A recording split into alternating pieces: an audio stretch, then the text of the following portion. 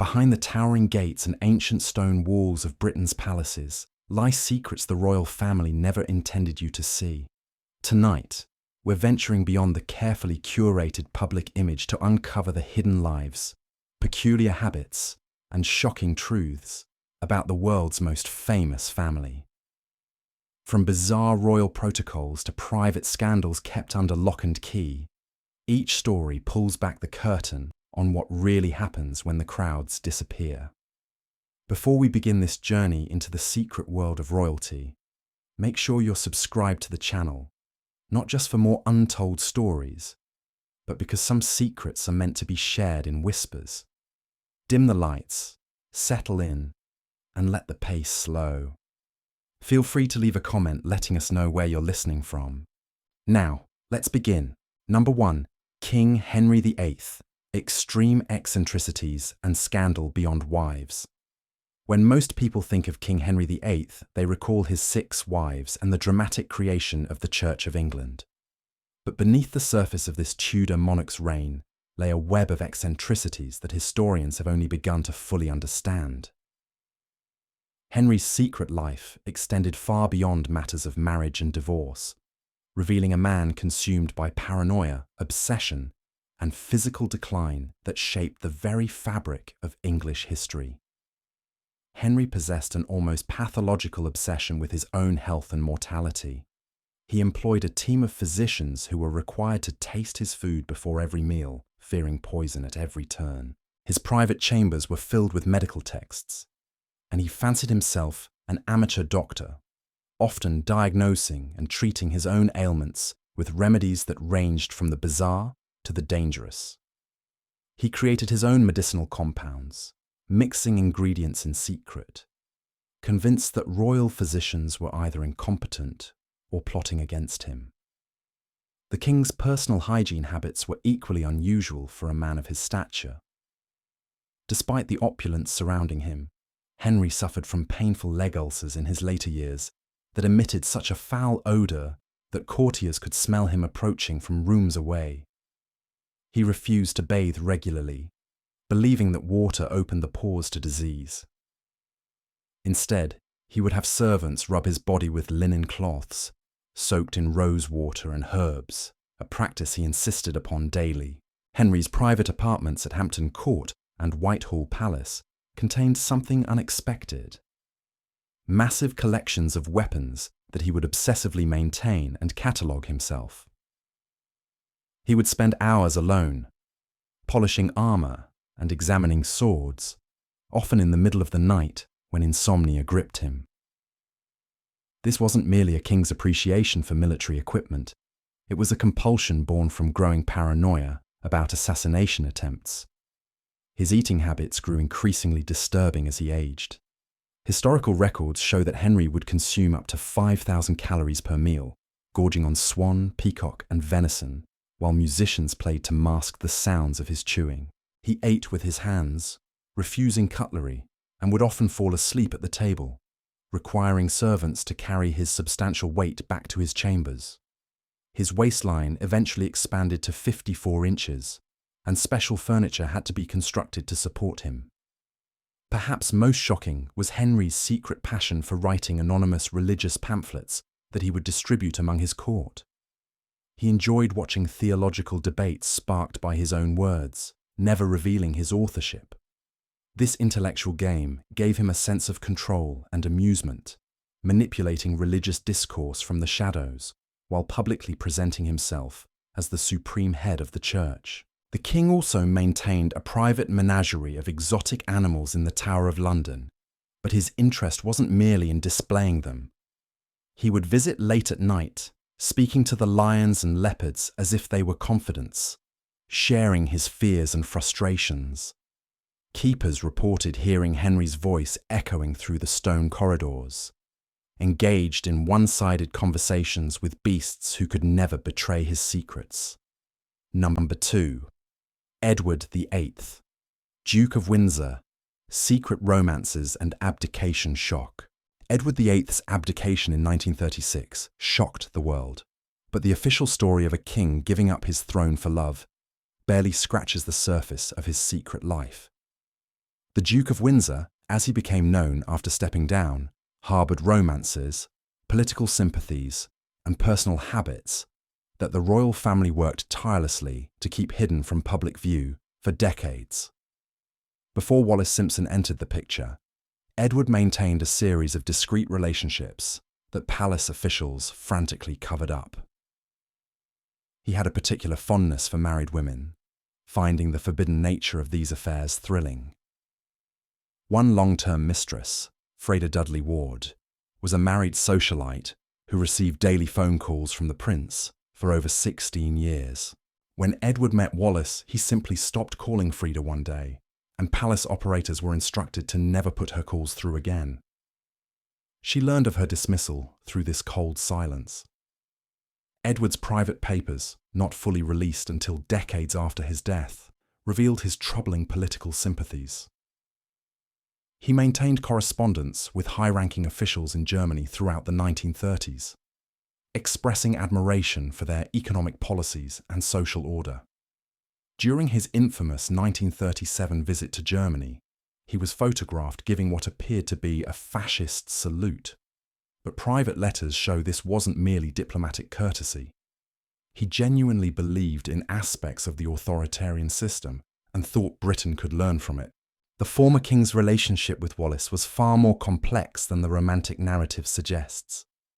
Private staff members later revealed that Edward was utterly dominated by Wallis, who would berate him publicly and control every aspect of his life. She decided what he wore, what he ate, whom he could see, and how he spent his time. Friends reported that Edward seemed more like an obedient servant than a husband, seeking her approval for even the smallest decisions. Edward maintained peculiar habits in his private life that bewildered those close to him. He refused to carry money, never had cash on his person, and expected others to pay for everything while he lived in exile. He would visit shops, select expensive items, and simply walk out, assuming someone in his entourage would settle the bill. This wasn't royal privilege. It was a bizarre detachment from normal financial transactions that persisted until his death. His obsession with his appearance bordered on the pathological. Edward would spend hours each day selecting outfits, coordinating accessories, and ensuring every detail was perfect. He owned over 200 suits and would fly back to London from France specifically to visit his tailor. Staff members reported that he would change clothes up to 5 times a day, never wearing the same ensemble twice in 1 week. The Duke kept meticulous diaries that detailed his daily activities with paranoid precision. Every person he spoke to, every meal he consumed, every thought that crossed his mind was recorded in minute detail. These diaries, housed in royal archives, reveal a man tormented by his decision to abdicate, constantly questioning whether he made the right choice, and bitterly resentful of his family's treatment of Wallis. Perhaps most surprising was Edward's collection of occult books and his interest in fortune-telling. He regularly consulted psychics and mediums, seeking assurance about his future and attempting to communicate with deceased relatives. Palace officials were horrified by this practice, fearing public scandal if these spiritual consultations ever became known. The Duke believed he had prophetic dreams and kept a dream journal separate from his regular diary, recording visions he believed held messages about his destiny. Number 3. Princess Diana. Private charitable exploits and personal struggles.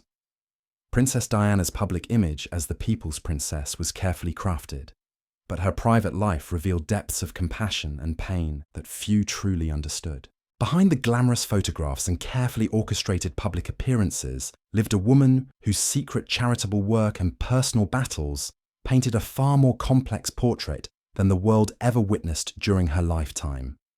Diana's most private charitable efforts took place in the dead of night.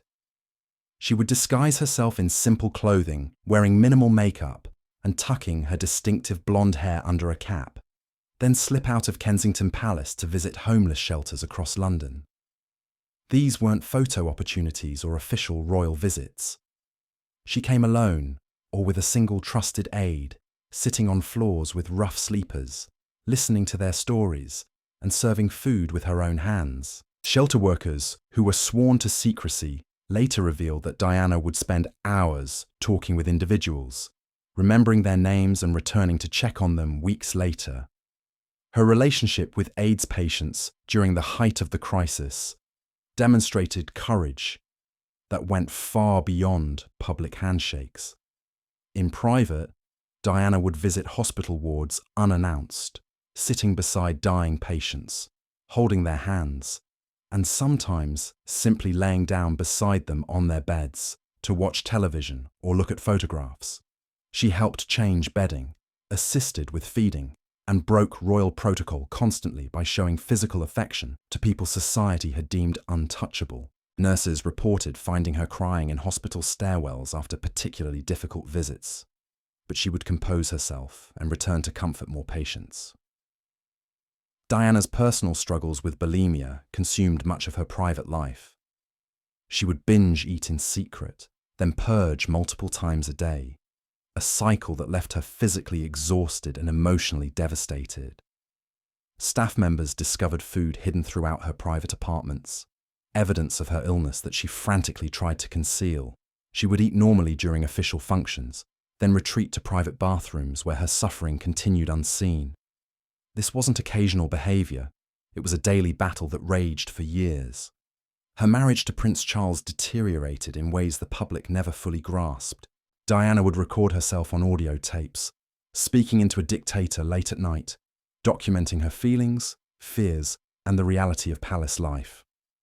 These tapes, later used for Andrew Morton's biography, revealed a woman trapped in a loveless marriage, desperate for affection, and contemplating self-harm.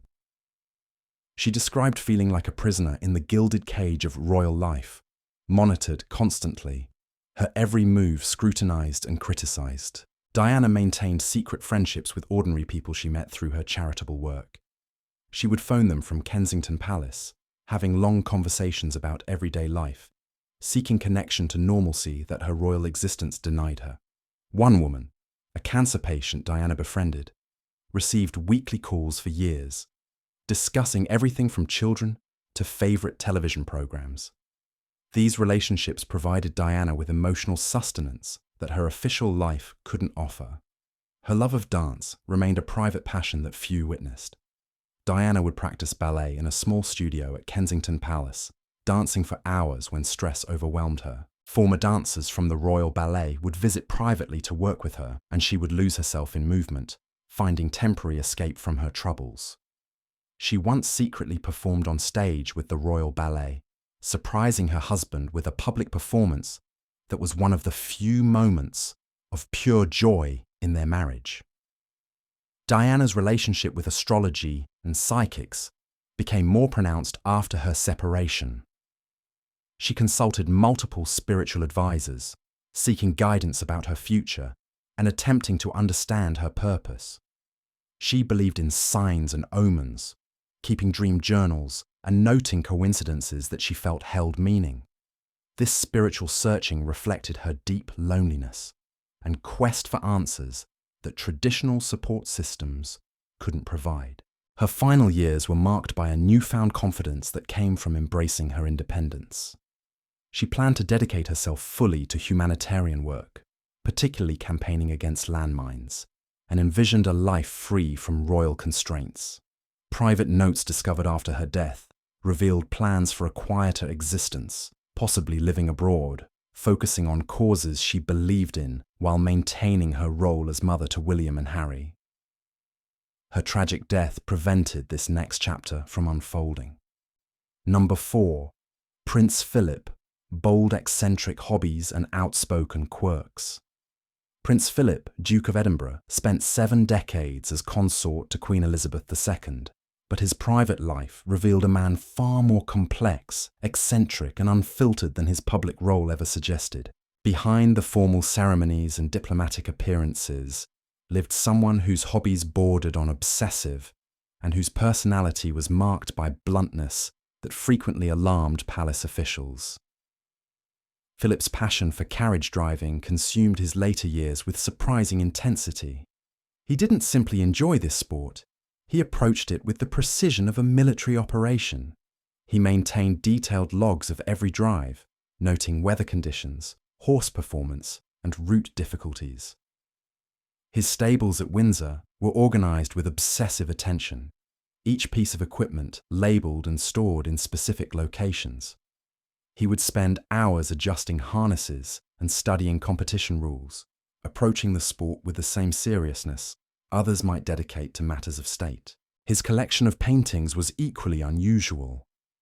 Philip was an accomplished artist who painted landscapes and still lifes, but he kept this work intensely private, rarely showing pieces even to family members. He converted a room at Sandringham into a personal studio where he would paint for hours, often late into the night. The works were technically skilled but emotionally reserved, reflecting perhaps his own difficulty expressing feelings verbally. He gave paintings as gifts occasionally, but always seemed uncomfortable when recipients praised them. Philip's relationship with technology and innovation bordered on obsession.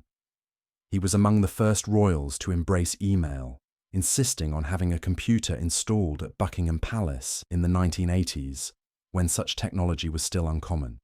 He would correspond with scientists and engineers worldwide, engaging in detailed technical discussions about subjects ranging from renewable energy to aircraft design.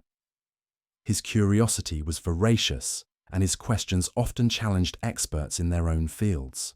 His famous gaffes and politically incorrect comments weren't accidents or signs of age.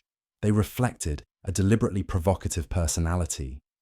Philip enjoyed shocking people, particularly pompous officials and overly serious diplomats.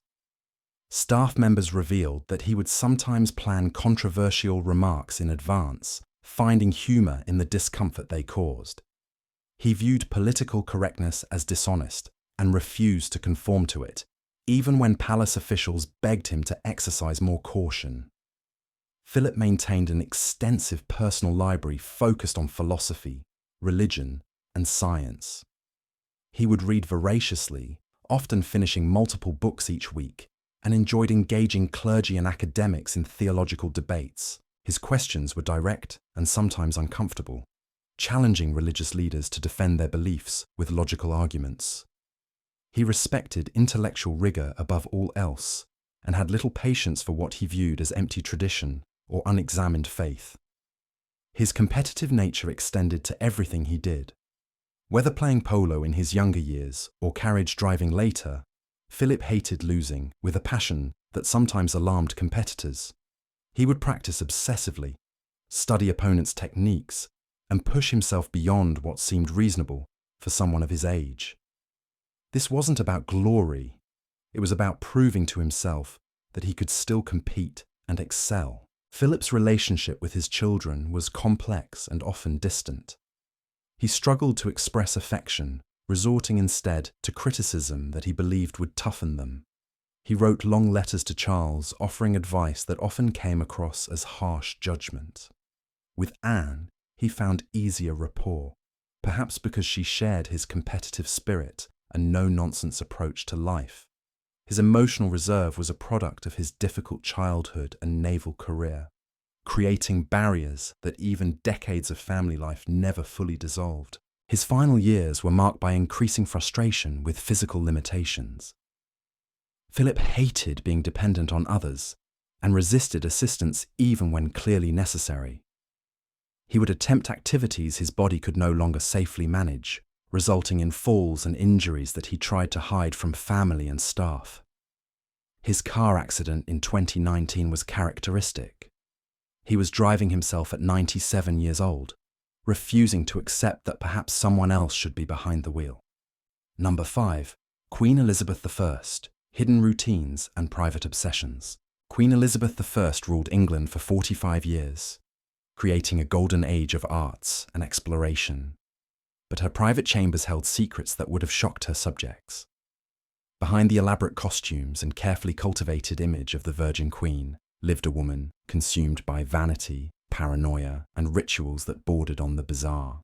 Elizabeth's beauty routine was notoriously extensive and toxic. She applied a mixture of white lead and vinegar to her face daily, creating the pale complexion fashionable in Tudor times. This mixture, which we now know was slowly poisoning her, required hours of application and removal. She would sit perfectly still while ladies-in-waiting painted her face with this lethal cosmetic, building up layers that created a mask-like appearance. The lead damaged her skin progressively, requiring more and more of the mixture to cover the damage it caused, creating a vicious cycle that lasted decades. Her collection of wigs and hairpieces numbered in the hundreds.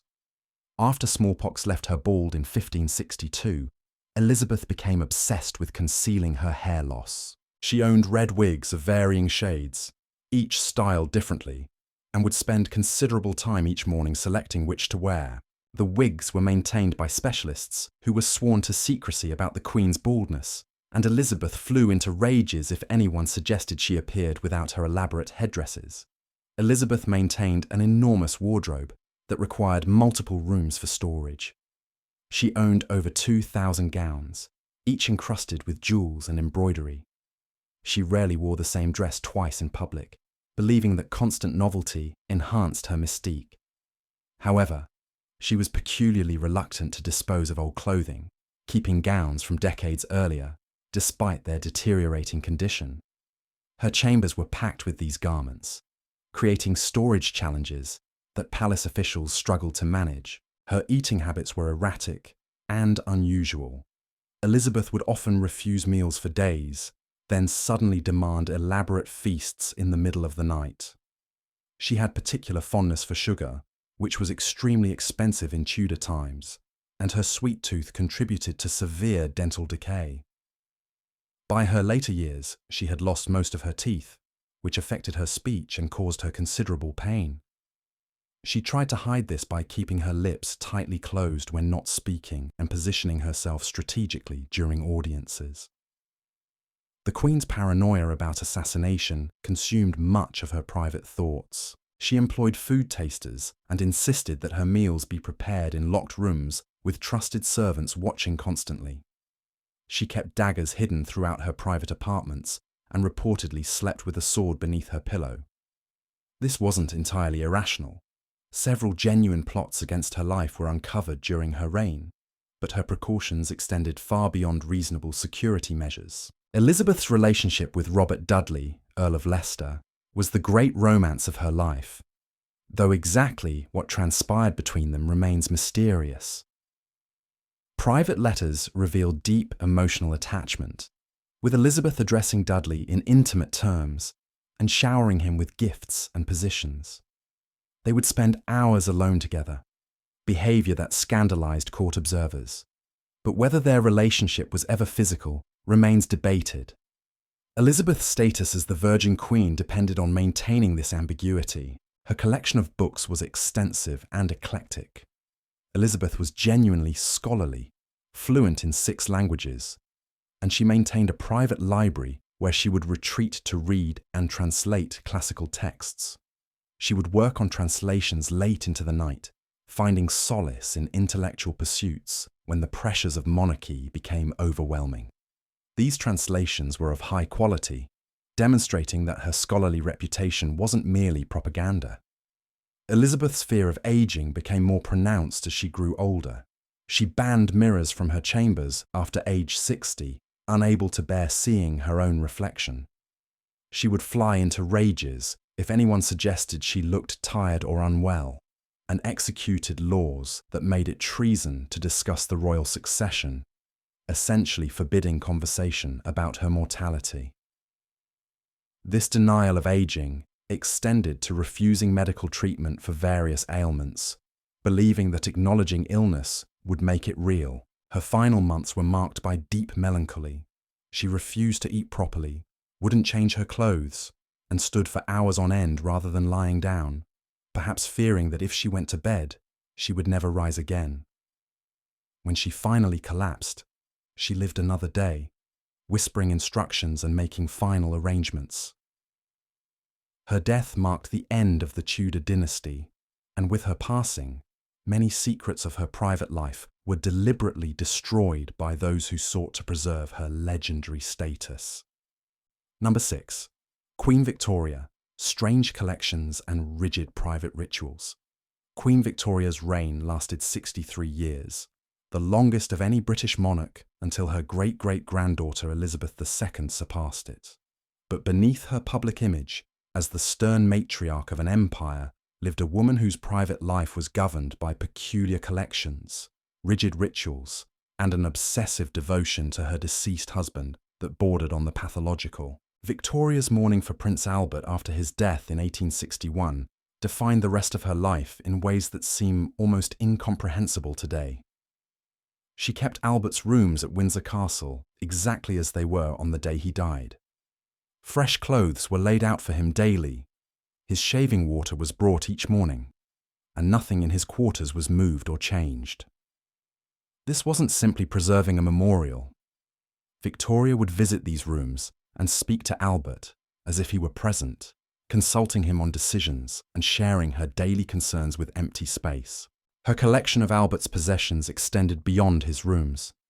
She commissioned hundreds of busts, paintings, and photographs of her husband, which were displayed throughout her residences. She wore mourning black for the remaining 40 years of her life and insisted that court remain in perpetual mourning. This created a somber atmosphere in British royal life that persisted for decades, turning what should have been the vibrant centre of a great empire into something resembling a mausoleum.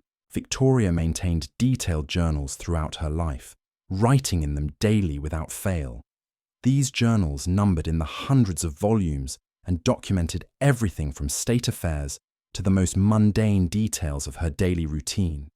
She would spend hours each evening recording the day's events, and after her death, her daughter Beatrice was tasked with transcribing and editing them, a process that took 30 years and resulted in Beatrice destroying portions she deemed too private or controversial. The Queen had an unusual relationship with her Scottish servant, John Brown, that scandalized court observers. After Albert's death, Victoria became increasingly dependent on Brown, who spoke to her with a familiarity that would have been unthinkable from anyone else. Rumors circulated that they had secretly married, though no evidence supports this. What's clear is that Victoria valued Brown's bluntness and found comfort in his refusal to treat her as fragile. She defended him against all criticism, even when his drinking and rudeness became impossible to ignore. Victoria's eating habits were notoriously rushed and peculiar. Royal dinners followed a strict protocol where servants would remove plates once the Queen finished eating, regardless of whether others at the table had finished their meals. Because Victoria ate quickly, often consuming her food in minutes, her guests were frequently left hungry, their half-eaten meals whisked away while they were still chewing. She seemed oblivious to the frustration this caused, or perhaps she simply didn't care. Her collection of gifts from around the empire was vast and bizarre. Subjects sent her everything from exotic animals to handmade crafts, and Victoria kept nearly everything, regardless of its utility or value. Storerooms at Windsor and Balmoral overflowed with these items, creating organizational nightmares for palace staff. She would occasionally revisit these collections, examining objects and recalling who sent them, but most remained untouched for decades. Victoria had a fierce temper that she struggled to control. She would throw objects when angry, shouted at servants and family members, and held grudges for years. Her children feared her displeasure, and even as adults, they would approach her with trepidation. This temper contrasted sharply with her public image, creating a disconnect between the grandmother of Europe that her subjects imagined and the difficult woman her family knew. Her relationship with her children was complex and often cold. She resented the pregnancies that she endured 9 times, viewing them as unpleasant duties that interfered with her time with Albert. She found babies unattractive and had little patience for young children.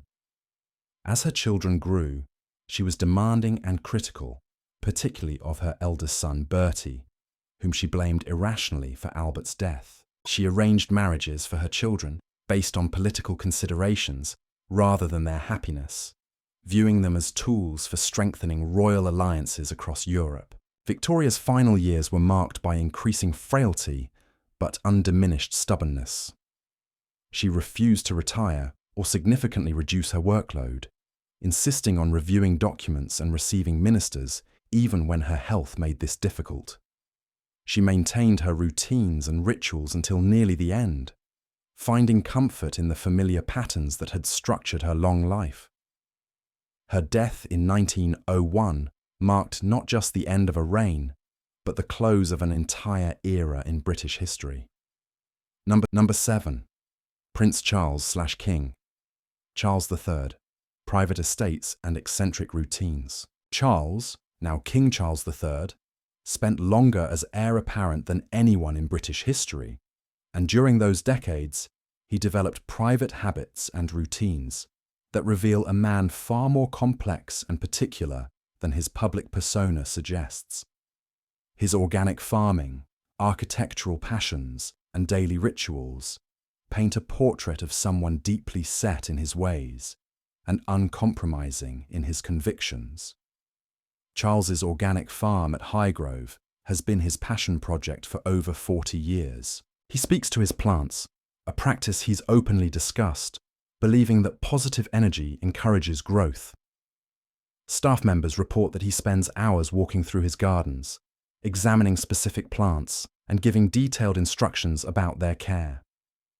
He maintains meticulous records of crop yields and soil conditions, approaching organic farming with the seriousness others might dedicate to corporate management. This isn't a hobby. It's a deeply held conviction about humanity's relationship with nature. His daily routine is famously rigid and precise. Charles requires his breakfast eggs boiled for exactly 3.5 minutes, and his staff must prepare multiple eggs because if the first isn't perfect, he'll reject it. His shoelaces must be ironed flat, his toothpaste must be squeezed onto his brush by someone else, and his bath water must be precisely the right temperature. These aren't the demands of a spoiled aristocrat. They're the habits of someone who finds comfort in exact routine and becomes genuinely distressed when these patterns are disrupted. His relationship with architecture became almost evangelical. Charles has strong opinions about modern building design and isn't shy about expressing them, sometimes to the dismay of professional architects. He's called certain buildings monstrous carbuncles and actively campaigned against development proposals. He founded Poundbury, an experimental town in Dorset built according to traditional architectural principles, which has become a testament to his urban planning theories. Critics call it artificial nostalgia. Charles views it as a blueprint for better living. Charles maintains an extensive collection of watercolours that he's painted over decades. Unlike his father Philip, Charles is more willing to share these works, occasionally publishing collections and selling prints for charity. His paintings reveal a romantic sensibility, focusing on landscapes and traditional scenes rather than modern subjects. He paints regularly, finding in this activity a meditative escape from the pressures of public life. His correspondence is legendary in volume and detail. Charles writes hundreds of letters annually, engaging with everyone from politicians to ordinary citizens who've written to him about issues he cares about. These aren't form letters, they're detailed, personal responses that reflect his genuine engagement with the subjects discussed. Staff members are astounded by the time he dedicates to this correspondence, often working late into the night to maintain these connections. Charles's relationship with Camilla was the great scandal of his generation, and their eventual marriage in 2005 came after decades of controversy. What's less known is how their private life together differs from his previous marriage. With Camilla, Charles seems more relaxed, more himself. They share interests in countryside life, organic farming, and traditional values. She manages his moods, understands his need for routine, and provides stability that Diana, for all her many qualities, could never offer him. His political engagement has sometimes crossed boundaries that constitutional monarchs shouldn't approach. Charles has sent letters to ministers advocating for policies related to architecture, medicine, and environmental issues. These black spider memos, named for his handwriting style, revealed a prince willing to use his position to influence policy in ways that raised constitutional questions. Now that he's king, this activism must be curtailed, though whether he can truly remain silent on issues he cares deeply about remains to be seen. Charles's interest in alternative medicine has been both praised and criticized. He's a strong advocate for homeopathy and other complementary treatments, believing that modern medicine often overlooks valuable traditional knowledge. He's written extensively on these subjects and faced criticism from the medical establishment. This belief system is genuinely held, not affectation, and reflects his broader worldview that values tradition and holistic approaches over purely scientific modernism.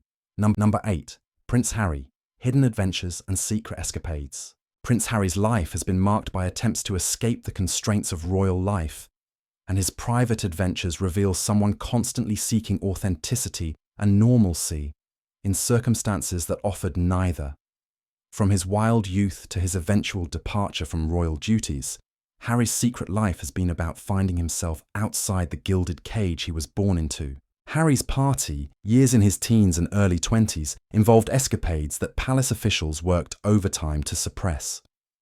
Beyond the infamous Nazi costume incident that became public, there were numerous other parties where Harry's behaviour was captured by friends' cameras, but never released. He would sneak out of Clarence's house and use disguises to visit London nightclubs, where he'd drink heavily and engage with people who had no idea they were partying with a prince. These weren't isolated incidents. They were regular occurrences during a period when Harry seemed determined to test every boundary. His time in the military represented the happiest period of his life, and for a simple reason. People treated him as Captain Wales rather than Prince Harry. He was genuinely good at his role as an Apache helicopter pilot, putting in extra training hours and taking the responsibilities seriously. Fellow soldiers later revealed that Harry was more comfortable in combat zones than at palace functions. The military gave him purpose and identity separate from his birth, something he'd craved since childhood. Harry's trip to Lesotho in 2004 changed his perspective fundamentally. He worked with AIDS orphans and saw poverty that shocked him despite his awareness that such conditions existed. He returned repeatedly, eventually co-founding the charity Centrebal. Unlike many royal charitable efforts, Harry's engagement with Lesotho was deeply personal. He would spend weeks there, living simply, playing with children, and working alongside local staff. This wasn't performative. It was where he felt most purposeful. His relationship with Chelsea Davy lasted years and nearly resulted in marriage. What prevented it wasn't lack of love, but Chelsea's unwillingness to accept royal life. She attended official functions and hated the scrutiny, the formality, and the loss of privacy. Harry was torn between his love for her and his duty, eventually choosing duty. The end of that relationship affected him deeply, contributing to the wild behaviour that characterised his mid-20s. Harry's romance with Meghan Markle began in secrecy that involved elaborate plans to meet without media detection. They would rendezvous at friends' homes, use coded language in text messages, and employ disguises when appearing in public together. When Harry took Meghan to Botswana early in their relationship, it was both romantic and practical. Botswana offered privacy that London couldn't provide. The relationship moved quickly, partly because their time together was so limited and precious. His decision to step back from royal duties wasn't sudden. It was the culmination of years of frustration. Harry felt that palace communications staff repeatedly failed to protect Meghan from press attacks that he viewed as racist and unfair. He watched his wife struggle with the same pressures that contributed to his mother's misery, and he wasn't willing to repeat that pattern. The announcement shocked the royal family partly because Harry had kept his plans secret. Not wanting to be talked out of a decision he'd agonised over, Harry's therapy sessions, which he's discussed publicly, began long before his relationship with Meghan. He spent years working through trauma from his mother's death, trauma that hadn't been properly addressed in his youth. These sessions revealed a man who'd been angry for decades, who'd never properly grieved, and who'd used substances and risk-taking behavior to avoid feeling pain. This psychological work was essential for his later development and his ability to function in a marriage. His relationship with William has been more complicated than public statements suggest.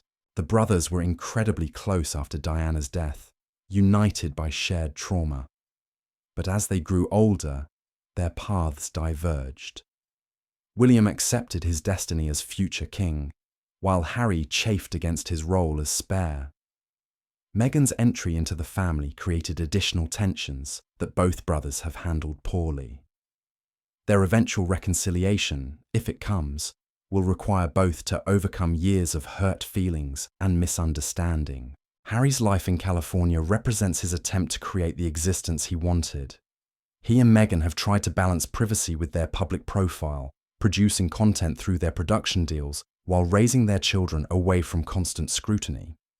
Whether this experiment succeeds remains to be seen, but Harry seems more at peace than during his years of royal duty. He's chosen authenticity over obligation, a decision that cost him relationships and status, but gained him something he values more: control over his own life. Number 9. Queen Elizabeth II. Afternoon. Rituals and private palace routines. Queen Elizabeth II's reign of 70 years was marked by unwavering devotion to duty. But beneath the formal public appearances lived a woman whose private routines and small rituals revealed both her remarkable discipline and her need for simple comforts. Her daily life at Buckingham Palace, Windsor Castle, and her other residences followed patterns that rarely varied, creating islands of normalcy in an extraordinary existence. Elizabeth's morning routine began precisely at 7:30 when staff brought tea and biscuits to her bedroom. She would spend the next hour reading newspapers, which were delivered ironed flat so the ink wouldn't smudge on her fingers. She would work through the papers systematically, starting with the Times and Telegraph, reading racing results with particular attention. This morning ritual was sacrosanct. Even during periods of family crisis, the papers arrived on time, properly prepared. Her relationship with her corgis was far more significant than most people realized. The dogs weren't merely pets. They were companions who received her attention in ways that people rarely did. She would feed them herself, preparing their meals with specific ingredients and ensuring each dog received the correct portion. The corgis slept in her room, accompanied her throughout the palace, and were exempt from rules that applied to everyone and everything else.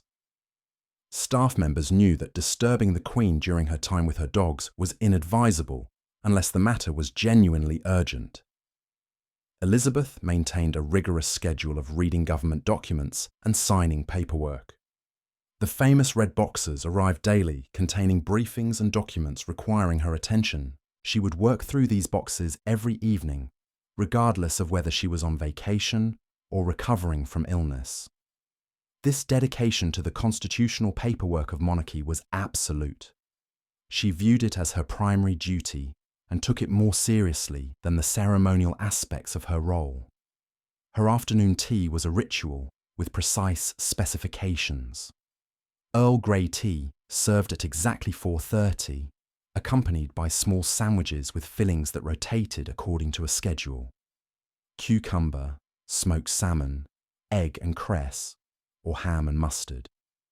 Small cakes followed, but she would rarely eat more than 1 or 2 bites of sweet items.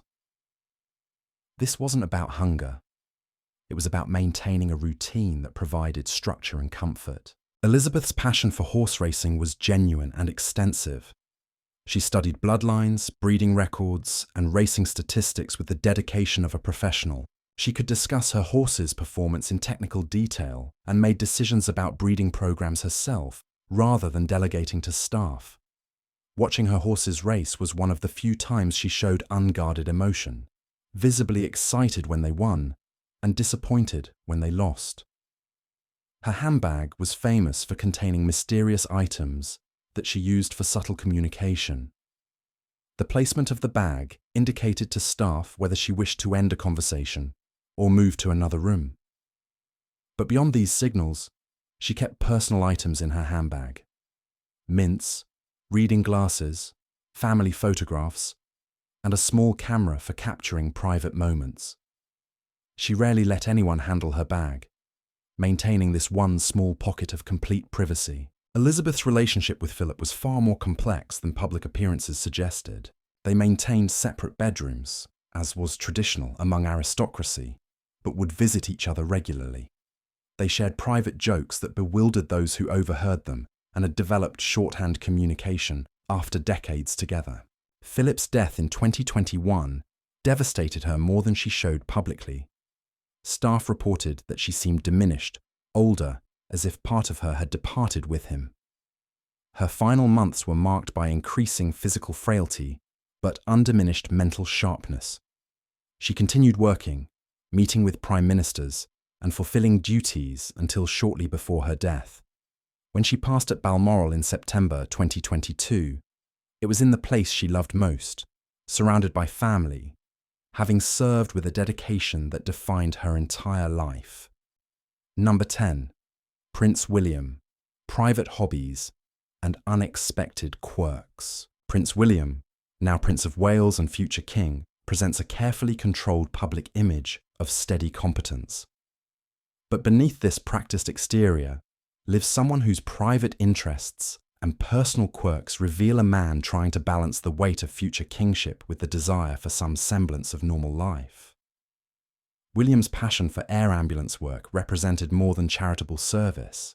It was the closest he could come to an ordinary career. As an East Anglian air ambulance pilot, he worked shifts like any other pilot, lived in a rented farmhouse near his base, and experienced the satisfaction of work that directly saved lives. Colleagues treated him as one of the team, and William thrived in this environment. The decision to end this career and return to full-time royal duties was difficult. He genuinely loved the job and the relative anonymity it provided. His collection of motorcycles is less known than it should be. William owned several bikes and would regularly ride through country roads near Anne Hall, his Norfolk home. This hobby terrified palace security and caused tension with Catherine, who worried about the risks. After becoming a father, William reduced his riding, but staff report that he still takes bikes out occasionally, finding in the speed and focus a rare moment of complete presence where the future doesn't matter. William's relationship with his children reflects lessons learned from his own complicated childhood. He's determined that George, Charlotte, and Louis experience as much normalcy as possible, even knowing that George's future is predetermined. He takes them to school himself when possible, helps with homework, and engages in rough-and-tumble play that would shock those who see him only in formal contexts. This hands-on parenting differs markedly from previous royal generations. His bond with Catherine is reportedly genuine and stable, built on friendship before romance. They dated for years before marrying, breaking up at least once during that time, which gave them perspective on whether they truly wanted to spend their lives together. Unlike his father's generation, William married for love rather than duty, and that foundation has provided stability as they've navigated the pressures of royal life. William's frustration with his hair loss has been more significant than he publicly acknowledges. He's reportedly tried various treatments and consulted specialists, concerned about appearing old before his time. This vanity might seem trivial, but it reflects the pressure of living under constant scrutiny where every physical change becomes fodder for public commentary. His relationship with Harry has been deeply painful for both brothers. They were extraordinarily close after their mother's death, united by shared trauma and understanding. As adults, their paths diverged in ways neither expected. William feels Harry abandoned duty and believes Meghan influenced this decision negatively. Harry feels William prioritized institution over brother. The truth likely involves fault on both sides, but bridging this gap will require vulnerability neither has yet shown. William's approach to monarchy is more traditional than some hoped. He believes in the institution's value and isn't inclined toward radical reform.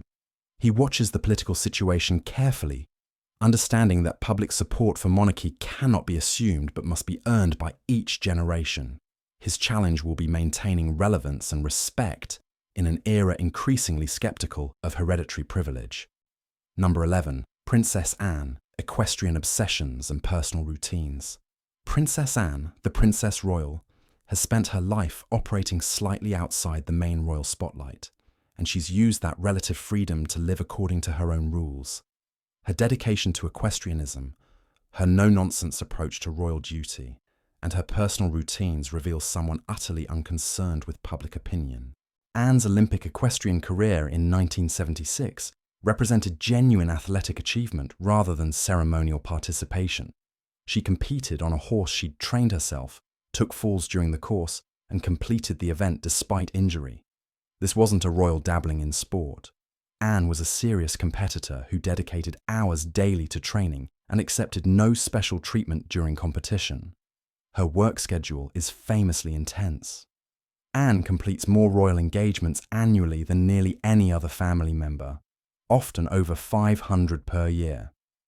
She approaches these duties with military efficiency, staying precisely on schedule, rarely making small talk, and moving through obligations with brisk professionalism.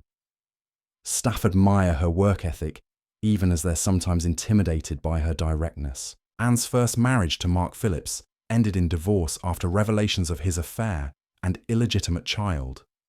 Her second marriage to Timothy Lawrence, a naval officer, has been notably private and apparently happy.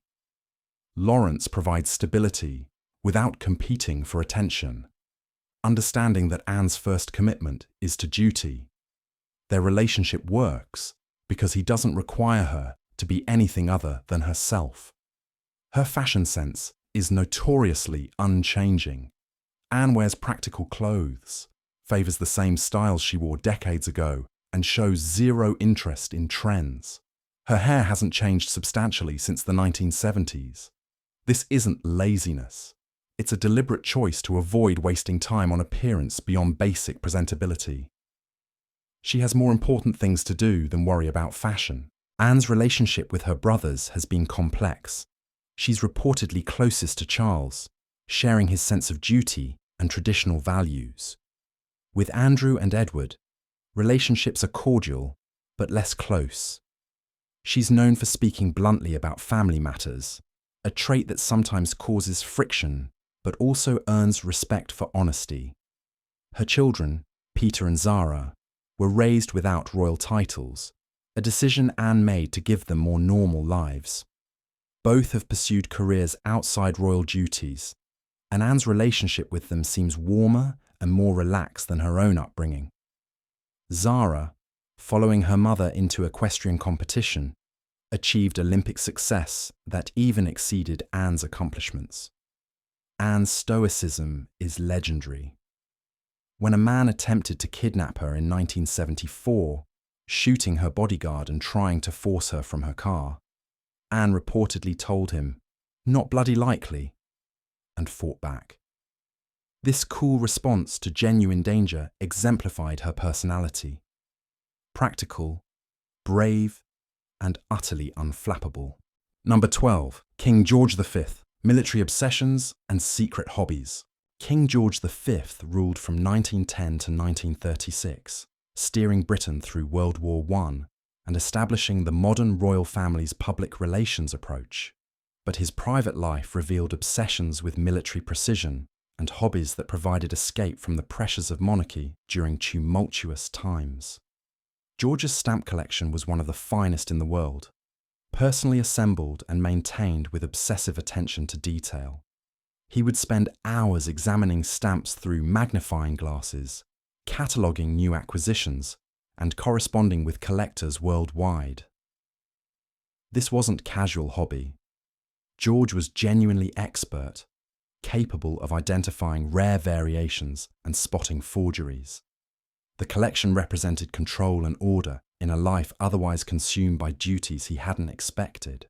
His relationship with his father, Edward VII, was distant and complicated. George had been raised expecting his older brother, Albert Victor, to become king. Leaving George free for a naval career he loved. Albert Victor's unexpected death thrust George into a role he never wanted. This circumstance shaped his personality. He approached kingship as duty rather than destiny, without his father's ease or charm. George's daily routine was rigorously maintained. He rose at the same time each morning, ate meals on schedule, and allocated specific hours to specific tasks. This wasn't flexibility. It was the Navy discipline he'd internalized during his years at sea. He expected those around him to maintain similar standards, creating an atmosphere of formality that some found oppressive. His relationship with his children was notably cold. George believed in strict discipline and showed little physical affection. His sons, particularly David, later Edward VIII, and Bertie, later George VI, found him intimidating and were desperate for his approval, which he rarely gave. This created lasting damage.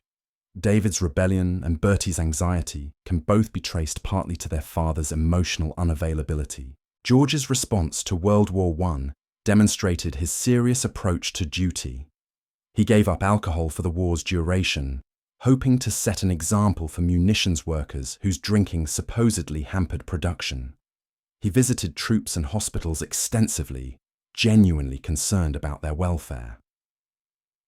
The war aged him visibly. Photographs from before 1914 show a healthier, younger-looking man than images from afterward. His decision to change the royal family's name from Saxe-Coburg-Gotha to Windsor during the war was politically astute, but personally painful. He was stripping away his family's German heritage at a time when anti-German sentiment ran high. This pragmatism over sentiment characterized his reign. He understood that monarchy must adapt to survive. George's final illness was marked by his doctor's controversial decision to hasten his death. His physician gave him a fatal injection of morphine and cocaine, timing his death for the morning papers rather than afternoon editions. This decision, made without George's consent, was justified as mercy, but reflected attitudes toward royal deaths as public events that needed proper management.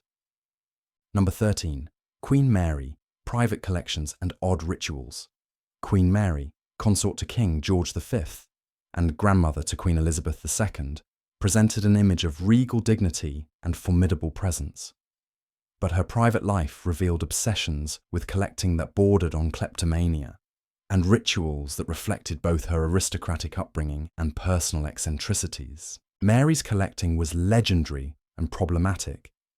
She would visit stately homes and admire objects with such obvious desire that owners felt compelled to gift them to her. If gifts weren't forthcoming, items sometimes disappeared anyway. This wasn't quite theft. It was rather the exploitation of social conventions by someone who understood that people couldn't refuse a queen.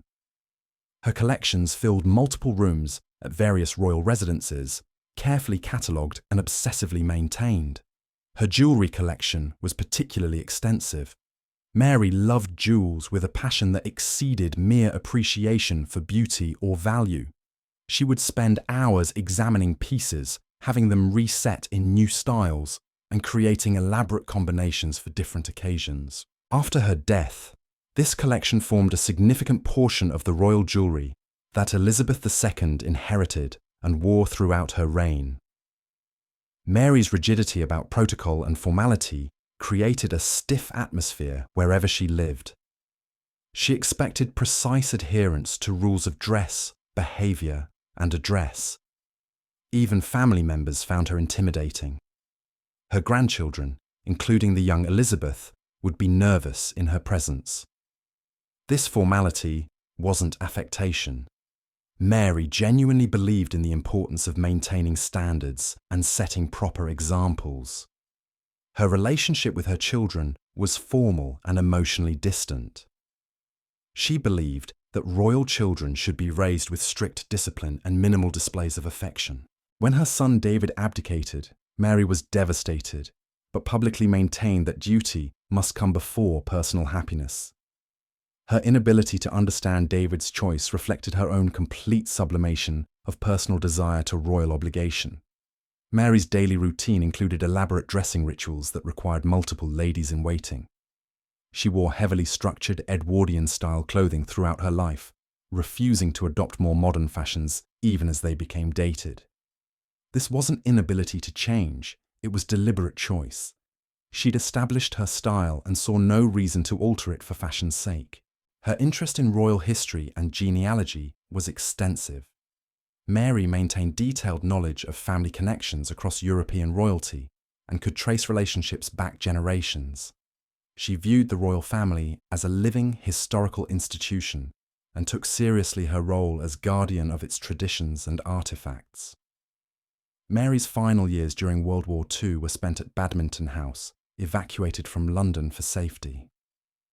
Even there, she maintained her standards and routines, creating a bubble of pre-war formality in wartime Britain. She survived to see her granddaughter Elizabeth become queen, dying in 1953, just weeks before Elizabeth's coronation.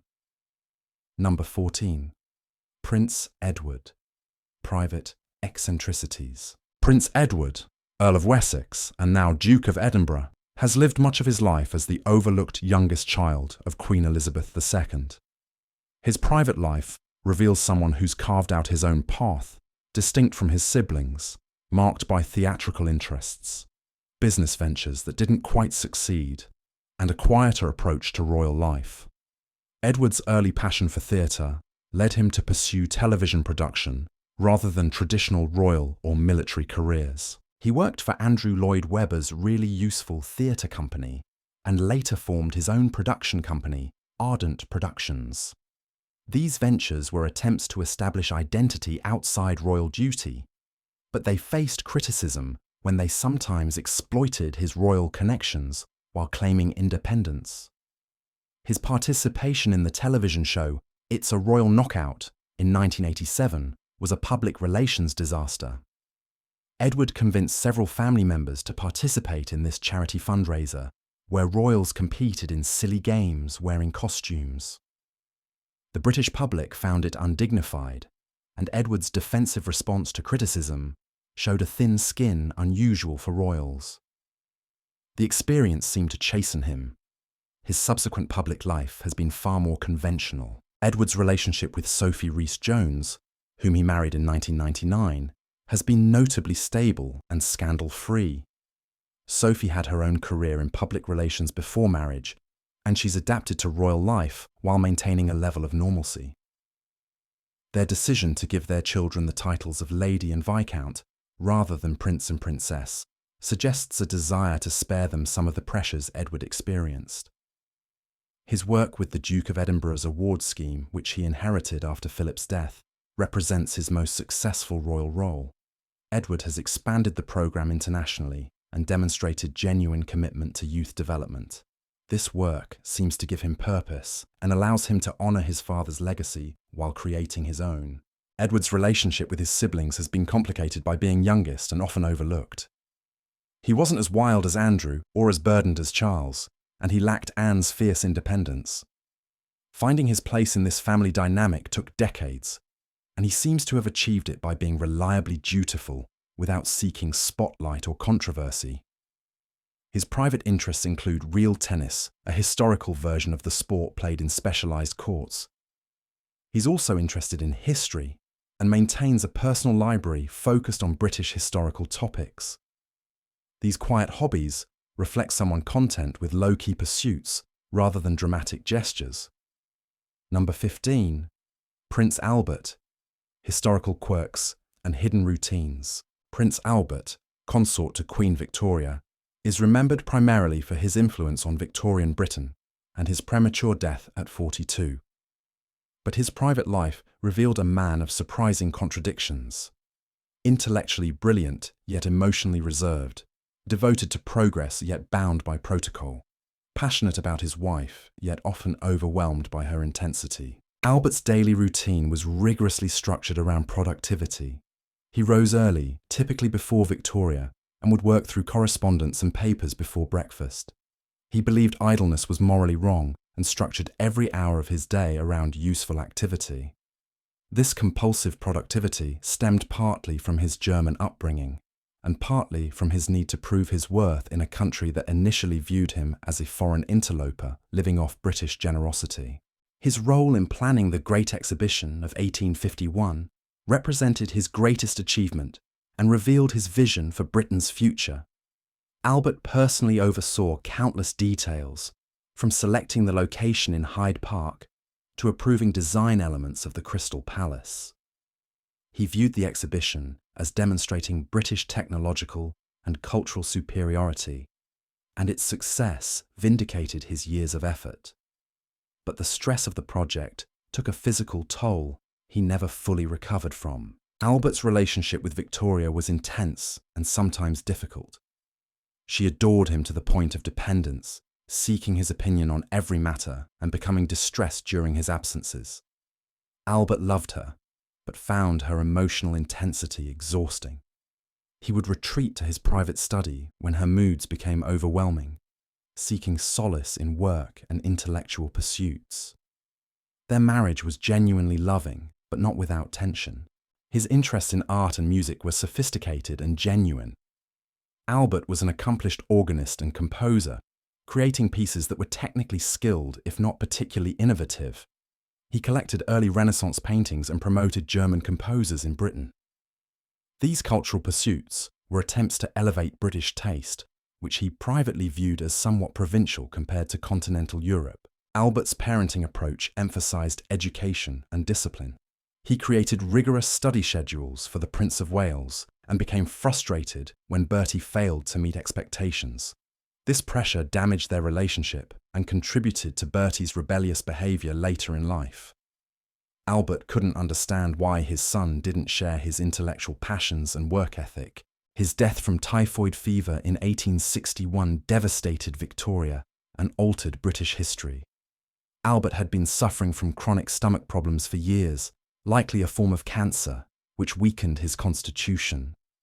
When typhoid struck, his body couldn't fight it. Victoria's subsequent 40 years of mourning turned Albert into a secular saint, his memory preserved in countless monuments and institutions bearing his name. Number 16. Princess Margaret, Secret Indulgences and Behaviours. Princess Margaret, younger sister to Queen Elizabeth II, lived in her siblings' shadow while craving spotlight and independence. Her private life revealed someone torn between duty and desire, ultimately choosing neither satisfactorily, leading to a life marked by unfulfilled potential and quiet desperation hidden behind glamorous parties and cigarette smoke. Margaret's romance with Peter Townsend, a divorced equerry to the royal family, represented the great tragedy of her youth. They fell in love in the early 1950s, but the Church of England's position on divorce and royal protocol made marriage impossible without Margaret renouncing her rights and position. She ultimately chose duty over love, a decision that seemed to embitter her for life. Townsend moved on, married happily, and lived contentedly, while Margaret never quite recovered from losing him. Her marriage to Anthony Armstrong-Jones, later Lord Snowdon, began with passion, but descended into mutual cruelty. Both had affairs, Snowdon fathering a child with another woman while married to Margaret. They would fight viciously, exchanging cutting remarks designed to wound. Their divorce in 1978 was the first royal divorce in modern times, scandalizing some and liberating Margaret from a relationship that had become toxic. Margaret's party lifestyle was partly genuine enjoyment and partly performance. She loved nightclubs, stayed out until dawn, drank heavily, and smoked constantly. But friends reported that beneath the hedonism lived someone fundamentally unhappy, using pleasure to fill a void that couldn't be filled. Her parties at her Caribbean retreat on Mustique were legendary and sometimes controversial, attracting celebrities and socialites for weeks of indulgence. Her relationship with Roddy Llewellyn, a landscape gardener 17 years her junior, caused scandal, but also represented a brief period of genuine happiness. Roddy wasn't intimidated by her status and treated her with casual affection rather than formal deference. When photographs of them on Mustique were published, the public was shocked, and the relationship couldn't survive the scrutiny. Its end seemed to confirm Margaret's belief that she wasn't allowed to be happy. Margaret's artistic interests were genuine and sophisticated. She was an accomplished pianist, played regularly for her own enjoyment, and hosted musical evenings at Kensington Palace where professional musicians would perform. She also painted and sketched, though she kept this work private, apparently lacking confidence in her abilities despite possessing real talent. Her relationship with Elizabeth was complex, combining sibling affection with resentment. Margaret sometimes felt that fate had treated her unfairly, giving her sister the crown and responsibility while leaving Margaret with neither clear role nor real freedom. Elizabeth seemed to pity Margaret, while also being frustrated by her sister's inability to find contentment in her circumstances. Margaret's final years were marked by declining health, accelerated by her lifestyle. Multiple strokes left her partially paralyzed and dependent on others. She who had valued independence above almost everything else found herself unable to care for herself. Her death in 2002 seemed almost merciful, ending a life that had contained moments of glamour but too little genuine joy. Number 17. Prince John. Hidden lifestyle and private eccentricities. Prince John, youngest son of King George V and Queen Mary, lived most of his short life hidden from public view at Sandringham. His story reveals the royal family's approach to disability and difference in the early 20th century, a mixture of shame, protection, and genuine love that resulted in a lonely existence for a boy whose epilepsy and possible autism made him unsuitable for public life. John was born in 1895, seemingly healthy and normal. But by age 4, he began experiencing seizures that were eventually diagnosed as epilepsy. In that era, epilepsy carried enormous stigma, and royal families particularly feared that such conditions suggested degeneracy or weak bloodlines. George and Mary made the difficult decision to keep John increasingly separate from public life and eventually from the rest of the family. He was moved to Wood Farm on the Sandringham estate, cared for by his devoted nanny, Charlotte Lalla Bill. This wasn't quite imprisonment. The estate provided space for John to roam, gardens where he could play, and visits from family members. But it was isolation nonetheless. John was being hidden because his condition embarrassed the family, and because his unpredictable seizures made public appearances impossible. Reports from those who knew John suggest he was a sweet-natured child who loved animals and nature. He kept pets, including rabbits and chickens, and spent hours in the gardens. He had some education from tutors, but his learning disabilities made traditional academics challenging. Instead, he learned practical skills and enjoyed simple pleasures that more complex minds might overlook. John's seizures grew more frequent and severe as he aged. Treatment options in that era were limited and often barbaric. He was given bromide salts, which had sedating effects but didn't prevent seizures and had numerous side effects. The condition was poorly understood, and families like John's could do little beyond keeping the child comfortable and safe. His siblings visited when possible, though their memories of John were vague given their age differences and separation. Mary, his sister, later wrote affectionately about him, remembering a gentle brother who seemed content despite his limitations. Whether John understood his isolation or questioned why his family lived elsewhere while he remained at Wood Farm is unknown. John died during a severe seizure in January 1919, shortly after his 13th birthday. His death was reported matter-of-factly in court circulars, and there was no public funeral. Queen Mary wrote in her diary that his death was a great relief because John had become more of an anxiety than ever. This wasn't callousness. It reflected the exhaustion of caring for a severely disabled child in an era with few resources, and the belief that John's death freed him from a life of suffering. His grave at Sandringham is simple and understated, reflecting perhaps the quiet life he led. Modern perspectives on disability make John's story particularly poignant. With current understanding and treatment of epilepsy, he might have lived very differently. Instead, he remains a footnote in royal history, a reminder of how families once responded to conditions they couldn't understand or accept. Number 18. Prince Leopold. Personal habits and unusual routines. Prince Leopold, Duke of Albany, was Queen Victoria's 8th child and youngest son. His life was defined by haemophilia, the genetic bleeding disorder that Victoria unknowingly passed to several descendants, altering royal history across Europe.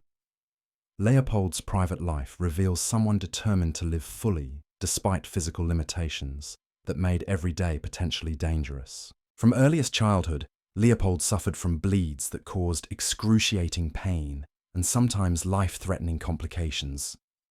Falls that wouldn't harm normal children could trigger internal bleeding that lasted days.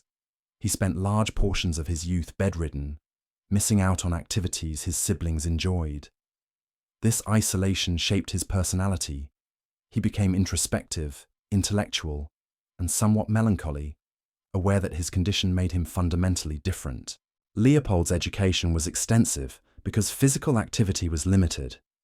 He studied with intensity, becoming one of the most intellectually accomplished of Victoria's children. He was interested in literature, music, and the arts, eventually becoming a patron of various cultural institutions. These intellectual pursuits provided meaning and purpose when physical pursuits were denied. His determination to live normally, despite his condition, was remarkable and sometimes reckless. He attended Oxford University, an unusual decision for a prince, and especially for one in his condition.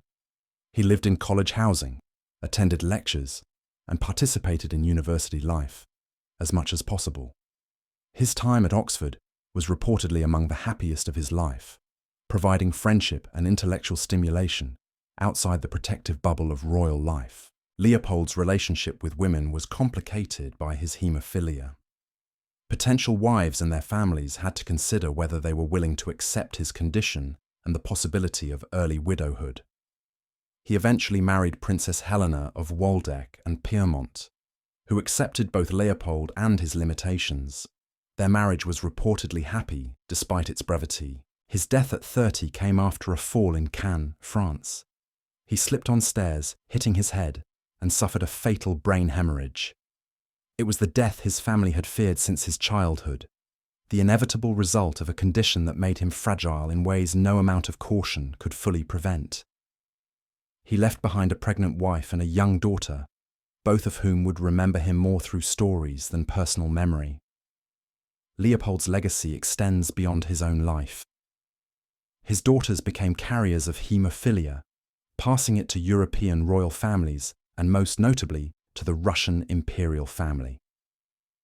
Tsarevich Alexei's haemophilia, inherited through Leopold's granddaughter Alexandra, influenced Russian history in ways that contributed to the Romanov dynasty's fall. Number 19. Prince Arthur, military and personal quirks. Prince Arthur, Duke of Connaught and Strathern, was Queen Victoria's 3rd son and 7th child.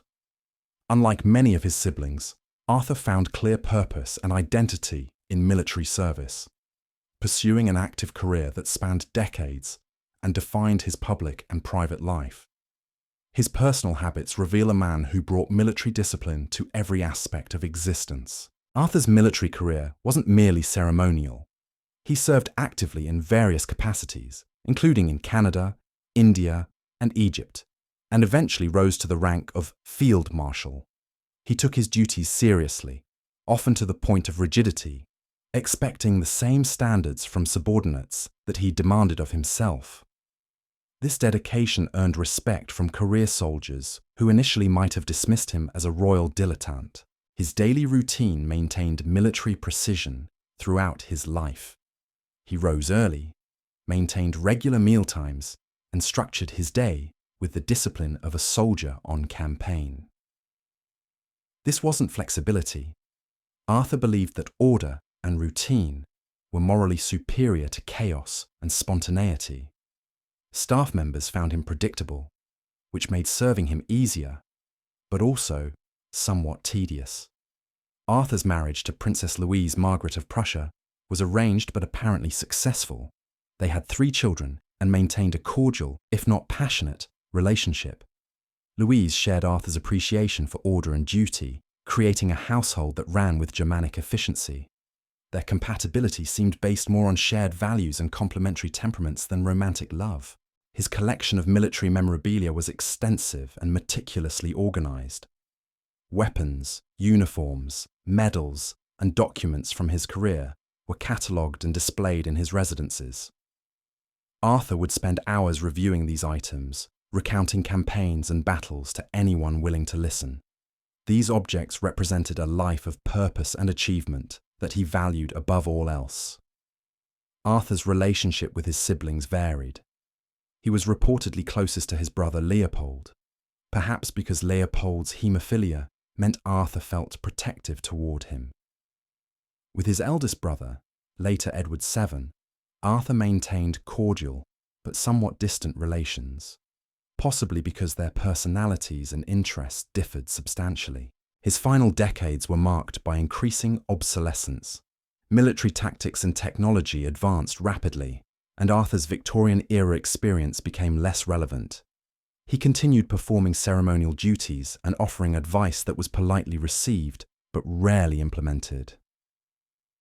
He died in 1942 at age 91, having outlived most of his siblings and witnessed changes in Britain and its military that he struggled to fully comprehend or accept. Number 20.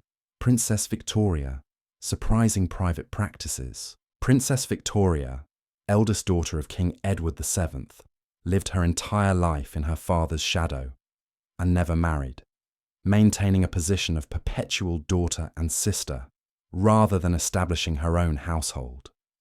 Her private life reveals someone whose opportunities were limited by gender and circumstance, leading to existence focused on duty, religion, and quietly maintained relationships. Victoria never married, though she had opportunities. Some historians suggest she was in love with one of her father's grooms, a completely unsuitable match that could never be acknowledged publicly. Whether this was genuine romance or friendly affection, misinterpreted by observers, remains unclear. What's certain is that Victoria remained in her parents' household, serving as companion to her mother, Queen Alexandra, particularly after Edward's death. Her daily life was consumed with religious observance and charitable work. Victoria attended services regularly, maintained extensive correspondence with clergy, and donated substantial portions of her income to various causes. This religious devotion wasn't merely performance. Friends reported that Victoria had genuine faith that provided comfort and meaning in a life that lacked the independence or excitement of her married sisters. Victoria's relationship with her mother, Alexandra, was reportedly both close and stifling. As the unmarried daughter, Victoria became Alexandra's primary companion, especially in Alexandra's widowhood. They travelled together, attended functions together, and lived together at Sandringham. This proximity meant Victoria had little freedom to develop independent interests or relationships beyond what her mother approved. Her hobbies included needlework and music, both considered appropriate for royal ladies of her era. Victoria was an accomplished pianist and would perform for family gatherings. She also did extensive needlework, creating elaborate pieces that were given as gifts or donated to charitable causes. These activities filled hours that might otherwise have stretched emptily in her life of limited options. Victoria's position within the family was somewhat peripheral. She wasn't heir to anything, wasn't particularly beautiful or charismatic, and didn't marry to create important alliances. She existed in the background of royal life, fulfilling duties when called upon, but rarely commanding attention or making news. This peripheral status perhaps suited someone of her retiring temperament. Her death in 1935 attracted little notice beyond family circles. She had lived quietly and died quietly, leaving behind few personal papers or possessions that revealed inner thoughts or frustrated ambitions. Victoria represents the many royal women whose lives were constrained by expectations and tradition, living out predetermined roles rather than choosing their own paths. Number 21.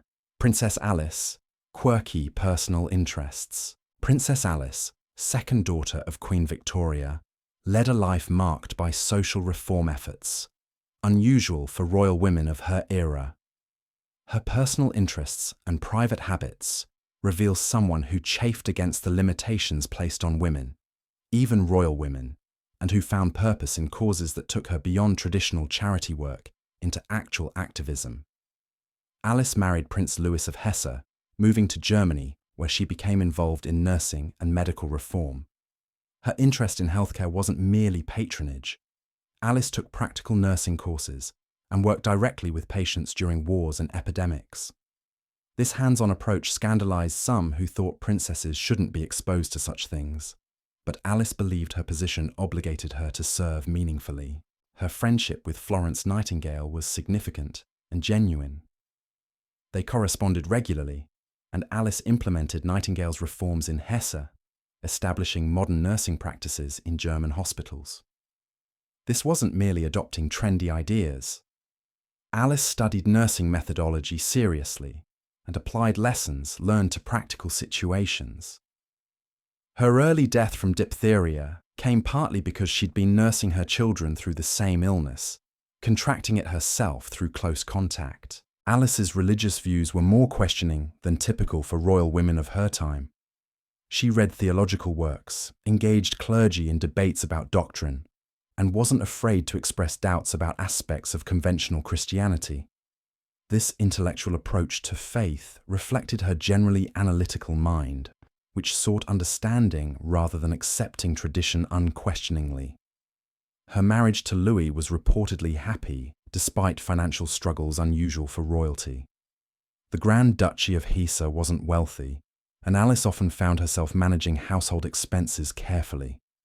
This practical experience with budgets and financial limitations gave her perspective that more privileged royals lacked.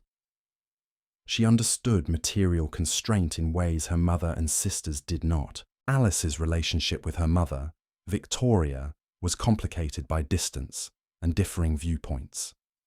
Victoria expected frequent letters and became upset when Alice's responses weren't immediate or sufficiently detailed.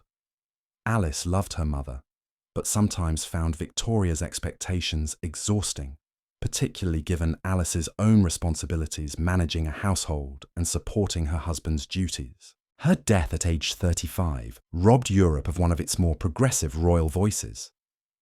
Had she lived longer, Alice might have expanded her reform efforts and influenced social policy more substantially. Instead, she's remembered primarily as one of Victoria's many children, her own accomplishments overshadowed by her mother's long reign and her daughter's eventual role as Empress of Russia. Number 22. Princess Louise, hidden talents and odd routines. Princess Louise, fourth daughter of Queen Victoria, was the most artistic and free-spirited of the Queen's children. Her private life revealed talents that transcended typical royal accomplishments and personal choices that challenged Victorian conventions, making her one of the more interesting and unconventional members of her generation. Louise's sculpture was genuinely professional quality, not merely hobbyist work. She studied at the National Art Training School and created public monuments that still stand today, including the statue of her mother that sits outside Kensington Palace. She maintained a working studio, spent hours daily on her art, and exhibited under her own name rather than hiding behind anonymity. This professional approach to art was unusual for royal women and demonstrated both talent and dedication. Her marriage to the Marquis of Lorne, later Duke of Argyll, was controversial because he wasn't royal, marking the first time a daughter of a monarch had married a British subject since the mid-17th century. The marriage was reportedly unconsummated and possibly arranged to provide cover for Lorne's homosexuality, though this remained unacknowledged during their lifetimes. They maintained separate lives while presenting a united front publicly, an arrangement that suited both. Louise's political views were surprisingly progressive for a Victorian princess. She supported women's suffrage, advocated for educational opportunities for women, and maintained friendships with political activists. She kept these views somewhat private to avoid embarrassing her conservative mother. But among friends, she spoke openly about the need for social reform and women's rights. Her relationship with her mother was turbulent. Victoria relied on Louise's companionship, but also criticised her daughter's independence and artistic pursuits. Louise chafed under this control, and there were periods of estrangement when Louise would spend extended time in Scotland or Canada with her husband to escape Victoria's overbearing presence. This push and pull between duty and independence characterised much of Louise's adult life. Louise maintained an extensive network of artistic and intellectual friends outside royal circles. She preferred the company of painters, sculptors, and writers to courtiers and aristocrats. Her dinner parties at Kensington Palace brought together diverse groups that would never have mixed in more conventional royal settings. This intellectual curiosity and social flexibility made her popular among London's creative community. Her later years were marked by increasing deafness and isolation. Louise became somewhat reclusive, spending time at her Scottish estates and limiting her public appearances. She outlived most of her siblings, dying in 1939 at age 91, one of the last direct links to the Victorian era. Her artistic legacy endures in the sculptures and monuments she created, permanent reminders of her talent and determination to be more than merely decorative royalty. Number 23. Prince George, Private Obsessions. Prince George, Duke of Kent and fourth son of King George V, lived a life marked by sophistication, scandal, and rumour that made him one of the most intriguing royals of his generation. His private obsessions and personal habits revealed someone struggling with addiction, sexuality, and the constraints of royal duty during the increasingly modern world of the 1930s. George's drug addiction was an open secret among those close to the royal family. He used cocaine and possibly morphine, substances that were legal but increasingly frowned upon in the 1920s and 30s. His addiction affected his behaviour and reliability, causing family concern and requiring intervention. He eventually overcame the addiction with help from his future wife, Marina of Greece, though whether he achieved complete sobriety remains debated among historians. His romantic life before marriage was complicated and included relationships with both men and women. Persistent rumours suggested affairs with prominent society figures of both sexes, though concrete evidence is limited and much was actively suppressed by palace officials. What's clear is that George moved in sophisticated, bohemian circles where conventional morality was more flexible than in mainstream society. George's passion for collecting art and antiques was genuine and expensive. He had excellent taste and a good eye, assembling collections of furniture, paintings, and decorative objects that demonstrated both aesthetic sense and historical knowledge. These collections were housed at his country estate and represented an attempt to create beautiful surroundings that reflected his refined sensibilities. His marriage to Princess Marina of Greece and Denmark in 1934 was celebrated as a love match, unusual for royal marriages of that era. Marina was beautiful, sophisticated, and shared George's artistic interests. She also provided stability that helped him overcome his earlier problems. Their marriage produced 3 children and appeared genuinely happy, though George's wartime service meant extended separations. George's work with the Royal Air Force during World War II gave him purpose and a sense of contributing to the war effort. He held the rank of Air Commodore and undertook various duties, though his royal status meant he wasn't exposed to the same dangers as ordinary servicemen. He enjoyed the camaraderie of service life and the relative informality compared to royal functions. His death in a plane crash in Scotland in 1942 shocked the nation. The crash occurred during a flight to Iceland for inspection duties, and all aboard were killed. Rumors and conspiracy theories emerged suggesting everything from sabotage to secret missions. But the official investigation concluded it was an accident caused by pilot error in poor weather conditions.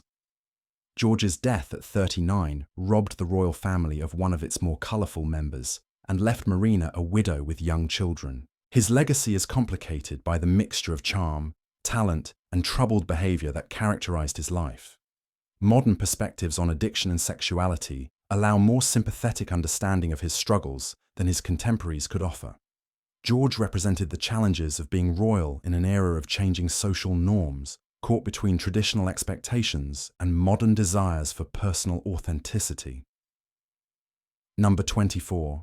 Princess Beatrice, Eccentric Collections. Princess Beatrice, youngest daughter and last surviving child of Queen Victoria, spent much of her life as her mother's companion and secretary.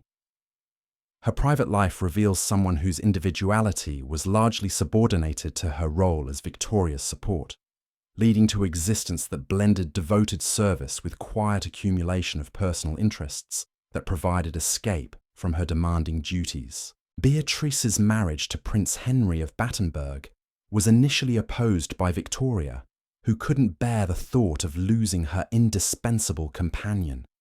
The compromise reached was that Henry and Beatrice would live with Victoria, ensuring Beatrice remained available for her mother's needs.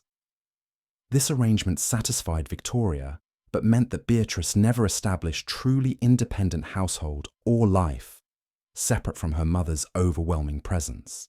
Her role as Victoria's secretary and editor was enormous and controversial. After Victoria's death in 1901, Beatrice was tasked with transcribing and editing her mother's extensive journals. This process took decades, and Beatrice destroyed the original volumes as she worked, keeping only the edited transcriptions she deemed appropriate. Historians have long lamented this decision, as we can never know what Beatrice censored or how much of Victoria's authentic voice was lost in the editing process. Beatrice's collection of lace was extensive and carefully maintained. She appreciated the craftsmanship of fine lacework and accumulated pieces from various periods and regions. This collection provided aesthetic pleasure and represented a traditionally feminine interest that was acceptable even for someone in her position. She would spend hours examining pieces, noting their provenance and construction techniques. Her widowhood came early when Henry died of malaria in 1896 during a military campaign in Africa. Beatrice was devastated and entered a period of mourning that, while not as extreme as her mother's after Albert's death, still profoundly affected her for years.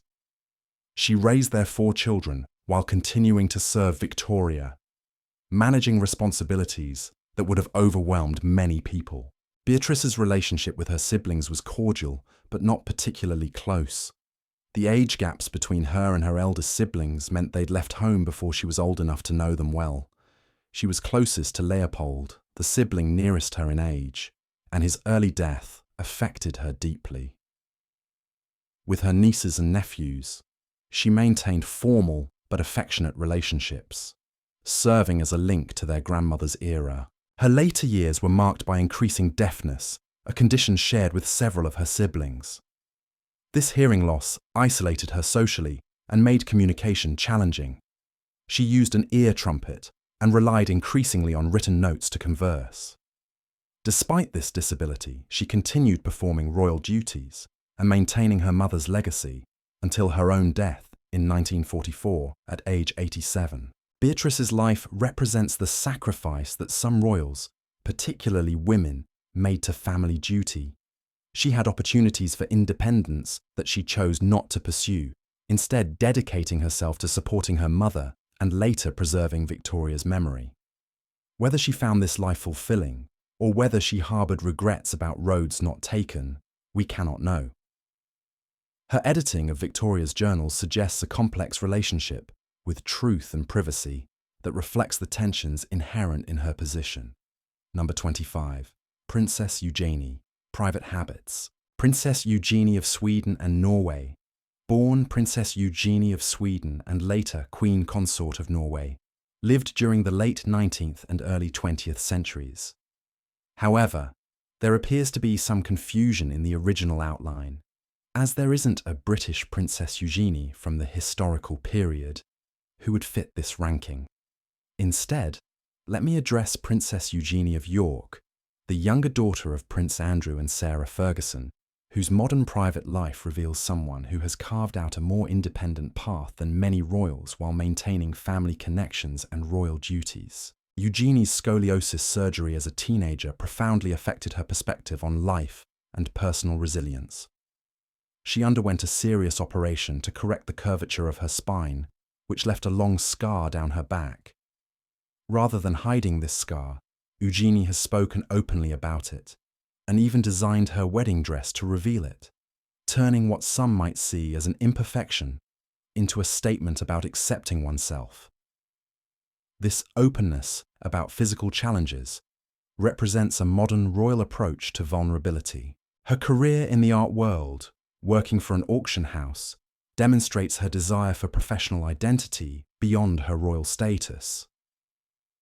Eugenie took her work seriously, developing expertise in contemporary art and building relationships within the art community based on her knowledge rather than her title. This professional life gives her financial independence and personal fulfillment that purely ceremonial royal roles wouldn't provide. Eugenie's relationship with her sister Beatrice is notably close. They've supported each other through their parents' divorce, various family scandals, and the challenges of being minor royals in an era where the institution faces increasing scrutiny. They maintain adjoining apartments at Kensington Palace and are frequently seen together at events, presenting a united front against whatever criticism comes their way. Her marriage to Jack Brooksbank, a brand ambassador who previously worked in hospitality, represents the modern royal approach to marriage, choosing partners based on personal compatibility rather than aristocratic lineage. Their wedding at Windsor Castle in 2018 was traditional in setting but contemporary in feel, reflecting Eugenie's desire to honour tradition while living authentically. Eugenie's commitment to charitable work, particularly around anti-slavery causes, shows genuine passion rather than merely fulfilling expected royal duties. She co-founded the Anti-Slavery Collective and works actively to raise awareness about modern slavery. This focus on a specific cause allows her to make meaningful contributions, rather than spreading attention thinly across numerous patronages. Her social life exists somewhat outside traditional royal circles.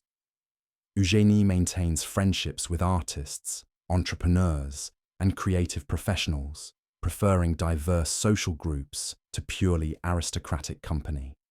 This reflects her generation's approach to class and privilege, viewing social barriers as less important than shared interests and values.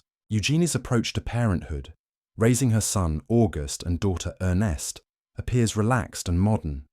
She's shared aspects of family life on social media while maintaining appropriate boundaries, finding a balance between openness and privacy that seems sustainable. Whether her children will be raised with royal duties or encouraged toward more independent lives remains to be seen. But Eugenie seems determined that they'll have choices she perhaps didn't fully have growing up. Number 26. Prince Henry, secretive routines. Prince Henry, Duke of Gloucester, and third son of King George V, lived much of his life overshadowed by his more charismatic brothers, but carved out a distinct identity through military service and a notably stable marriage. His secretive routines and private habits reveal someone who valued duty, order, and discretion above personal glory or attention. Henry's military career was more substantive than those of his brothers. He served actively in various regiments and undertook serious military training rather than merely holding ceremonial positions. He approached soldiering with dedication that earned respect from career officers who initially might have viewed him skeptically as just another royal playing at military service. This professional approach reflected Henry's need for purpose and identity beyond his royal birth. His marriage to Lady Alice Montagu Douglas Scott in 1935 was one of the more successful royal marriages of that generation. Alice was from a prominent aristocratic family, but not royal herself, and she adapted well to royal life while maintaining her own personality. Their relationship appeared genuinely affectionate and companionable, characterized by shared interests in country life and similar temperaments that valued privacy over publicity. Henry's drinking became problematic at various points in his life. He used alcohol to cope with stress and the pressures of public life, occasionally drinking to excess in ways that concerned family and staff. This wasn't constant alcoholism, but periodic excessive drinking that affected his health and mood. Alice helped manage this tendency, and Henry seems to have kept it sufficiently under control that it never caused major public scandal. His collection of military memorabilia was extensive and carefully organized.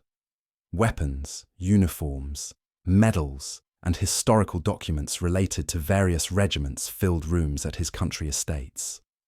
Henry would spend hours examining these objects, maintaining them with care that bordered on obsessive. These collections represented his authentic passion and provided connection to military history that he valued deeply. Henry's relationship with his brothers was complicated by birth order and personality differences. He was loyal to Edward through the abdication crisis, but reportedly felt that David had shirked duty. With George VI, Henry maintained cordial relations, though they weren't particularly close. The distance between brothers seemed partly circumstantial and partly temperamental, as Henry's reserved nature didn't lend itself to intimate friendships, even with family. His role as Governor-General of Australia from 1945 to 1947 took him far from England during a crucial post-war period. Henry and Alice approached these duties seriously, travelling extensively throughout Australia and working to strengthen Commonwealth bonds. Henry's military background served him well in this role, and he earned respect from Australians for his straightforward, unpretentious approach. Henry's final years were marked by declining health, including several strokes that left him increasingly debilitated. He died in 1974 at age 74, having outlived his brothers, but lived much of his later life in diminished capacity. His legacy is that of a dutiful royal who served without seeking spotlight, preferring private satisfaction of duty well done over public recognition. Number 27. Prince Michael of Kent, modern quirky hobbies. Prince Michael of Kent, grandson of King George V and cousin to Queen Elizabeth II, occupies an unusual position within the royal family, close enough to the throne to be recognisably royal, yet far enough removed to pursue business interests and personal projects that senior royals couldn't undertake. His modern quirky hobbies and private interests reveal someone navigating this ambiguous position while indulging passions that are distinctly his own. Michael's physical resemblance to his cousin, Tsar Nicholas II of Russia, is striking and not coincidental. They share the same great-grandparents.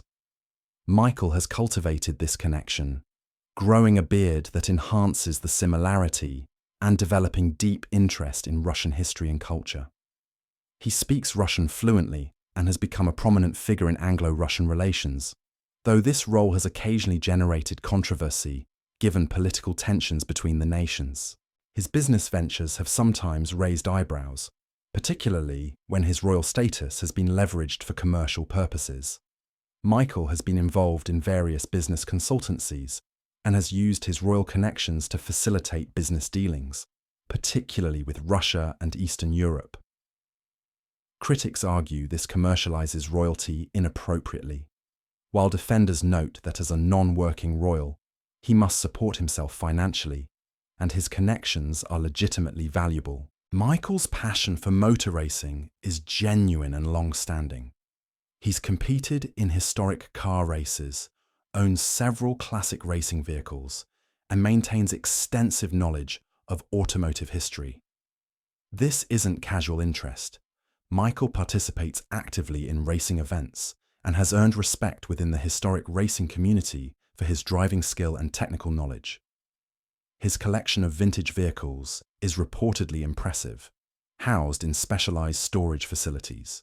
His marriage to Marie Christine von Reibnitz, a Catholic divorcee, was controversial when it occurred in 1978. At that time, marrying a Catholic meant Michael lost his place in the line of succession under the Act of Settlement. Marie Christine, often called Princess Michael of Kent, has been a polarizing figure, criticized for perceived snobbery, while admired for her historical scholarship and writing. Their marriage has endured despite controversies and has produced 2 children. Michael's interest in Freemasonry is well documented. He's held high positions within Masonic organizations and takes the traditions and rituals seriously. This interest connects to his broader fascination with history, tradition, and ceremonial practice. While Freemasonry isn't inherently controversial, it adds to the perception of Michael as someone who moves in circles and pursues interests outside mainstream royal life. His patronage of various organizations focuses heavily on Russian cultural causes, military charities, and organizations connected to his personal interests. Unlike working royals whose patronages are carefully chosen to represent broad national interests, Michael's reflect his individual passions. This personalized approach to royal duties suits someone who isn't supported by taxpayers and can therefore choose causes based on genuine interest rather than strategic importance. Michael's financial situation has been subject to scrutiny, particularly regarding his residence at Kensington Palace, for which he initially paid no rent, and use of his royal title for commercial purposes. These controversies reflect the broader question of how non-working royals should support themselves and what constitutes appropriate use of royal status. Michael occupies ambiguous territory, too royal to be entirely private, but not royal enough to receive full support or protection from the institution. Number 28. Princess Alexandra, Hidden Rituals and Private Pastimes. Princess Alexandra, the Honourable Lady Ogilvy, is another cousin of Queen Elizabeth II, who has spent her life performing royal duties while maintaining notably private personal life. Her hidden rituals and private pastimes reveal someone who has balanced public service with personal privacy more successfully than many royals, creating a life that honours duty without sacrificing all individuality. Alexandra's dedication to nursing and medical charities stems from genuine interest in healthcare rather than merely fulfilling expected royal roles. She's maintained patronage of numerous medical organizations throughout her life and has taken the time to understand the challenges these organizations face. Her involvement isn't superficial. She asks informed questions and follows up on issues raised during visits, demonstrating engagement that goes beyond photo opportunities. Her marriage to Sir Angus Ogilvy in 1963 was seen as a love match, unusual for royals of that era. Angus was a businessman rather than royalty, and their decision to decline a title for him meant their children would grow up as private citizens rather than royals. This choice reflected Alexandra's desire to give her children more normal lives than she'd experienced, free from the pressures and scrutiny that came with royal status. Alexandra's interest in music is genuine and extensive. She's a patron of numerous musical organizations and actually understands musical theory and performance, rather than merely attending concerts as figurehead. She plays piano privately and reportedly has good technical skill, though she's never performed publicly. This musical knowledge allows her to engage meaningfully with the artists and organizations she supports. Her widowhood, following Angus's death in 2004, affected her deeply, but didn't diminish her commitment to royal duties. If anything, she increased her work schedule, perhaps finding solace in keeping busy and maintaining purposes beyond her personal loss.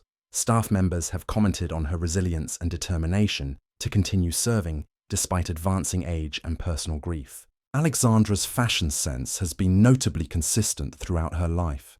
She favours classic styles, quality fabrics, and elegant simplicity over trendy designs. This consistent approach to dress reflects her broader personality, valuing substance over flash, preferring timeless quality to temporary fashion. Her wardrobe choices never generate headlines, which seems to be precisely her intention. Her relationship with the Queen was apparently close and affectionate throughout their lives. They were similar in age, shared childhood experiences during World War II, and both took their royal duties seriously. Alexandra was reportedly one of the few people with whom the Queen could truly relax. someone who understood the pressures of royal life firsthand and could be trusted absolutely with confidences. Alexandra's later years have been marked by reduced public appearances due to age and health issues, but she's continued working longer than might be expected. She maintained patronages and fulfilled engagements well into her 80s, demonstrating the same dedication to duty that characterized her entire adult life. Her approach to aging has been to continue serving as long as possible, withdrawing only when absolutely necessary rather than retiring early to enjoy private leisure.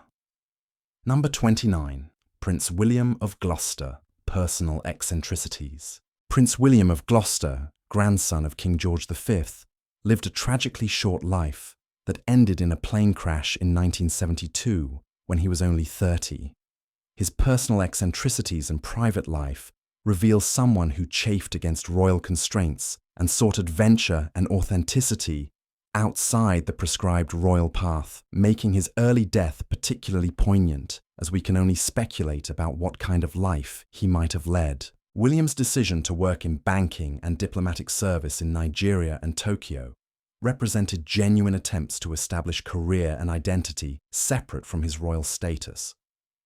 Unlike many royals who hold ceremonial positions, William actually worked, putting in hours and taking responsibilities seriously. Colleagues reported that he was capable and hard-working, earning respect through competence rather than coasting on his title. His passion for flying wasn't casual hobby, but serious pursuit that ultimately cost him his life. William learned to fly and participated in air races, finding in aviation the combination of skill, risk, and freedom that his ground-bound royal life lacked. The crash that killed him occurred during an air race, demonstrating that he was actively piloting rather than merely being transported by others. This risk-taking personality worried his family, but provided William with the intensity of experience he craved. William's romantic life was complicated by his position within the royal family. He fell in love with József Starkloff, a Hungarian model and divorcee, and their relationship lasted several years. However, William's position in the line of succession and his father's opposition meant that marriage was impossible. William agonized over this choice between love and duty, ultimately choosing duty, though the decision caused him considerable pain. József later said that William believed he had to sacrifice personal happiness for royal responsibility. His interest in different cultures wasn't merely diplomatic courtesy. William genuinely enjoyed learning about other societies, studying their languages and customs with enthusiasm that went beyond what his roles required. Time spent in Nigeria and Japan gave him perspective on Britain's role in the world, and appreciation for cultural diversity that was somewhat unusual for royals of his generation. William's relationship with his younger brother Richard was close and supportive. They shared interests and temperaments, both somewhat frustrated by royal constraints, but accepting their duties. When William died, Richard inherited not just his title, but also the burden of representing the Gloucester line, responsibilities Richard had expected to avoid. William's death fundamentally altered Richard's life trajectory, transforming him from spare to principal overnight. His final day alive was spent doing what he loved: flying. The crash at an air show in Staffordshire killed William and his co-pilot instantly when their plane went into a steep dive and hit the ground. Investigations suggested pilot error or mechanical failure, but the exact cause was never definitively established. William was 30 years old, handsome, accomplished, and just beginning to find his place in the world when his life ended abruptly. William's legacy is largely one of unfulfilled potential.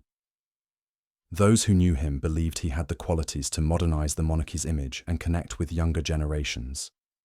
His death removed someone who might have played a significant progressive role in royal family evolution. Instead, he's remembered as a promising figure whose story ended before its full development, leaving only speculation about what might have been. Number 30. Princess Mary. Quietly unusual routines. Princess Mary, the only daughter of King George V and Queen Mary, lived much of her life in Yorkshire after her marriage to Viscount Lascelles, later Earl of Harewood. Her quietly unusual routines and private life reveal someone who balanced royal duty with genuine commitment to her Yorkshire community, creating a life that honoured both her birth and her adopted home. Mary's dedication to nursing and medical work began during World War I, when she worked as a nurse, actually performing duties rather than merely supervising or making ceremonial visits. She continued this interest throughout her life, maintaining patronage of numerous hospitals and nursing organisations. Her knowledge of medical matters was substantial, earned through actual experience rather than merely receiving briefings from staff. Her marriage to Viscount Lascelles in 1922 was reportedly not a love match, but rather a suitable arrangement between aristocratic families. Lascelles was 15 years older, and the marriage produced 2 sons, but apparently little passion or deep emotional connection. Mary fulfilled her wifely duties and maintained appropriate public image, but those close to the family suggested she found little personal happiness in the relationship. Mary's interest in Girl Guides was significant and long-lasting. She served as president of the Girl Guides Association and took her role seriously, actually attending events and engaging with guides rather than maintaining merely ceremonial involvement. She believed in the organization's values of self-reliance and outdoor skills for girls, seeing these as important character development regardless of social class. Her daily routine at Harewood House in Yorkshire was remarkably structured. Mary maintained precise schedules for meals, correspondence, estate management, and charitable work. This routine provided stability and purpose, filling hours with productive activity rather than idle leisure. Staff members could practically set clocks by her movements, as she adhered to her schedule with discipline inherited from her parents.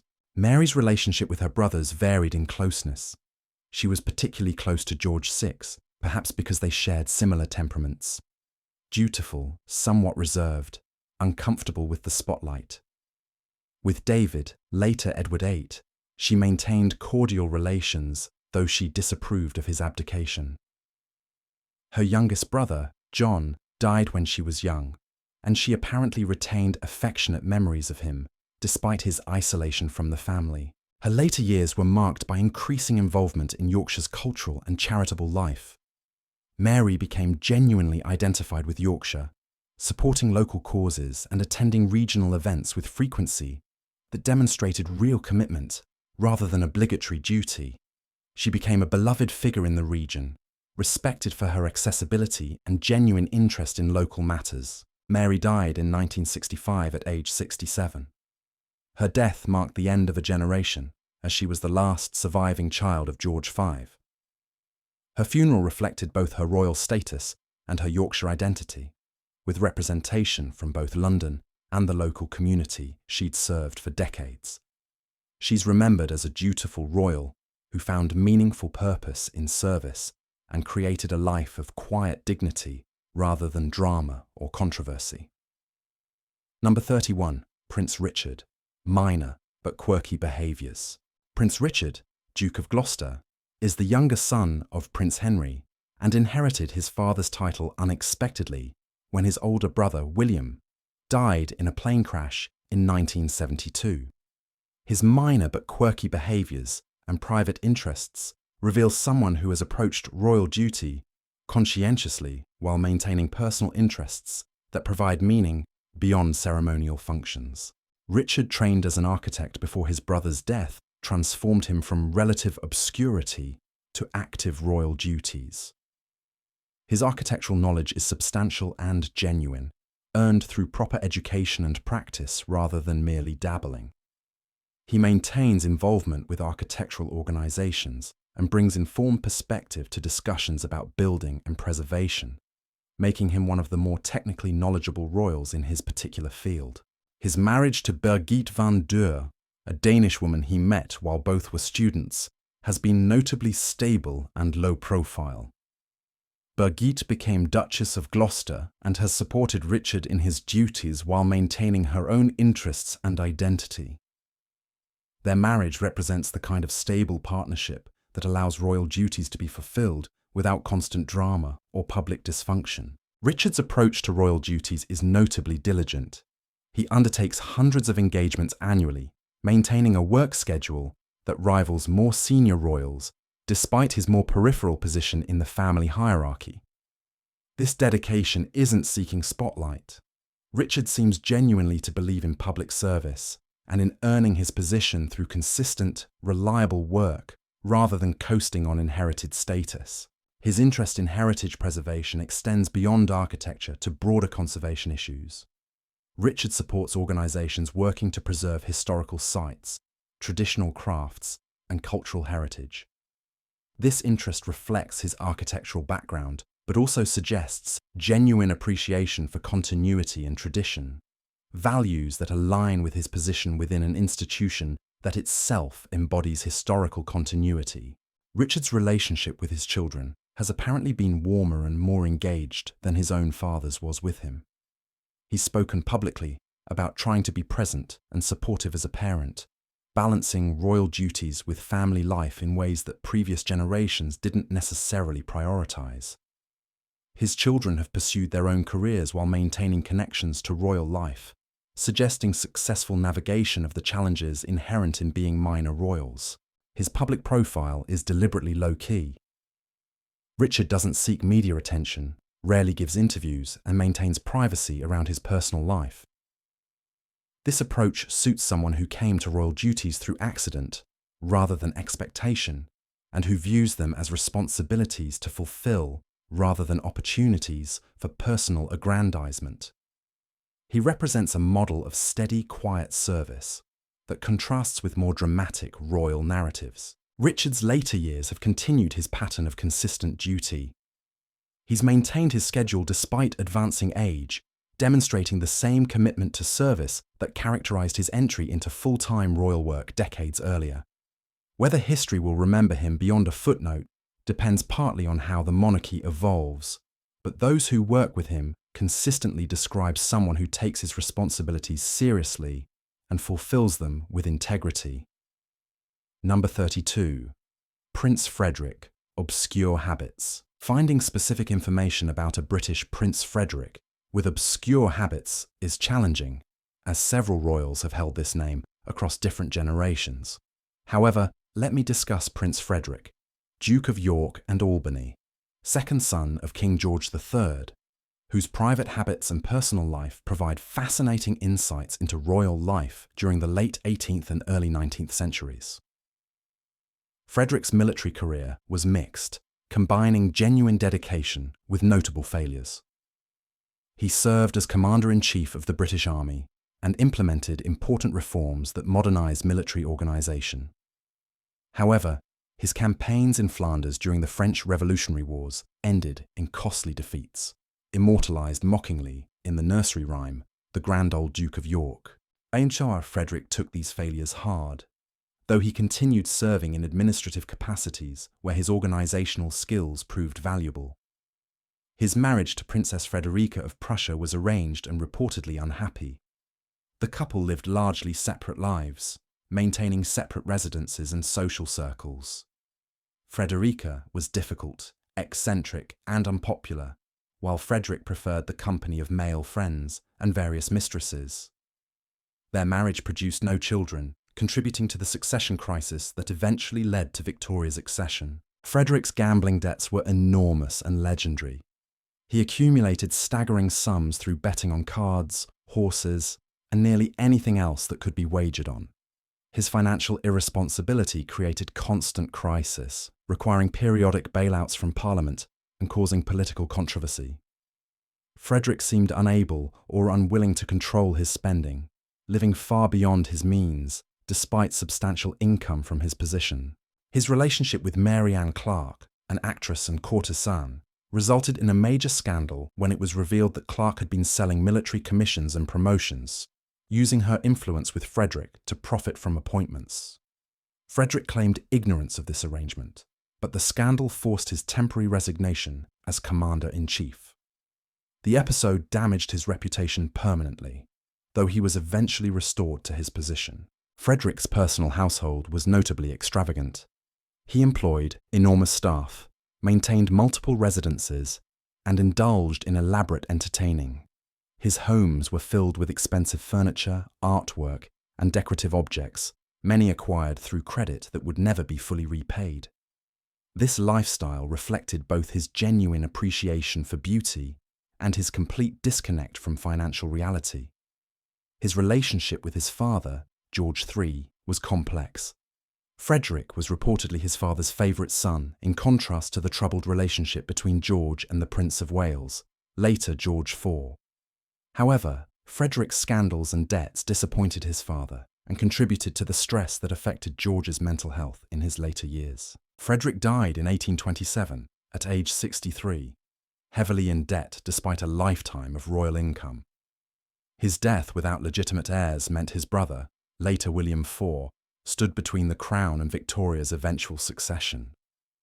Frederick's legacy is mixed, credited with important military reforms but remembered also for scandal, debt, and the uncomfortable truth that royal status didn't guarantee competence or character. Number 33. Princess Charlotte. Private oddities. Princess Charlotte of Wales, daughter of the Prince Regent, later George IV, and Princess Caroline, was for most of her short life heir presumptive to the British throne. Her private oddities and personal characteristics reveal someone whose spirited personality and tragic early death shaped British royal history in unexpected ways. Charlotte's relationship with both parents was difficult and complicated by their bitter estrangement. Her father was self-indulgent and negligent, more concerned with his own pleasures than parenting.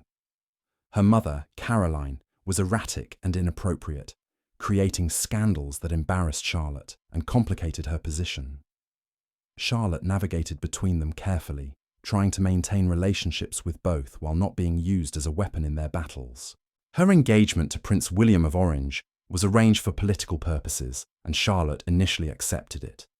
However, she later broke the engagement, refusing to leave England if marriage meant living permanently in the Netherlands. This demonstrated remarkable independence for a princess of her era, asserting personal will against political expectations. Her refusal caused diplomatic difficulty, but established that she wouldn't be simply forced into arrangements she found unacceptable. Charlotte's eventual marriage to Prince Leopold of Saxe-Coburg-Saalfeld appears to have been genuinely affectionate. They shared interests and temperaments, and Leopold provided stability and support that Charlotte had lacked in her turbulent childhood. Their marriage was brief but apparently happy, providing Charlotte with first real experience of stable, loving relationship. Her pregnancy in 1817 was cause for national celebration. The nation eagerly anticipated the birth of a future monarch, and Charlotte's confinement was closely monitored. However, the delivery went tragically wrong. After a prolonged and difficult labour lasting over 50 hours, Charlotte delivered a stillborn son. She seemed to recover initially but suffered complications, likely postpartum hemorrhage, and died hours after the birth. Charlotte's death at 21 shocked the nation into genuine mourning. She had been popular, representing hope for a more stable monarchy after the scandals of her father's generation. Her death changed British history fundamentally, triggering the rush by her father's brothers to marry and produce heirs that eventually resulted in Victoria's birth and accession. The medical care Charlotte received has been subject to historical scrutiny. Her physician, Sir Richard Croft, was criticised for his management of the delivery, particularly his refusal to use forceps or perform a caesarean section, interventions that might have saved either Charlotte or her child. Croft committed suicide months later, apparently unable to bear the guilt and public censure. The tragedy highlighted inadequacies in obstetric care even for royalty. Charlotte's legacy is primarily one of unrealised potential. Had she lived, she would have become queen, and the Victorian era would never have occurred as we know it. Her death demonstrates how individual mortality can alter national destiny in unexpected ways, changing the course of history through purely biological circumstance rather than political or military events. Number 34. Prince John, making the list again for his quiet, eccentric lifestyle.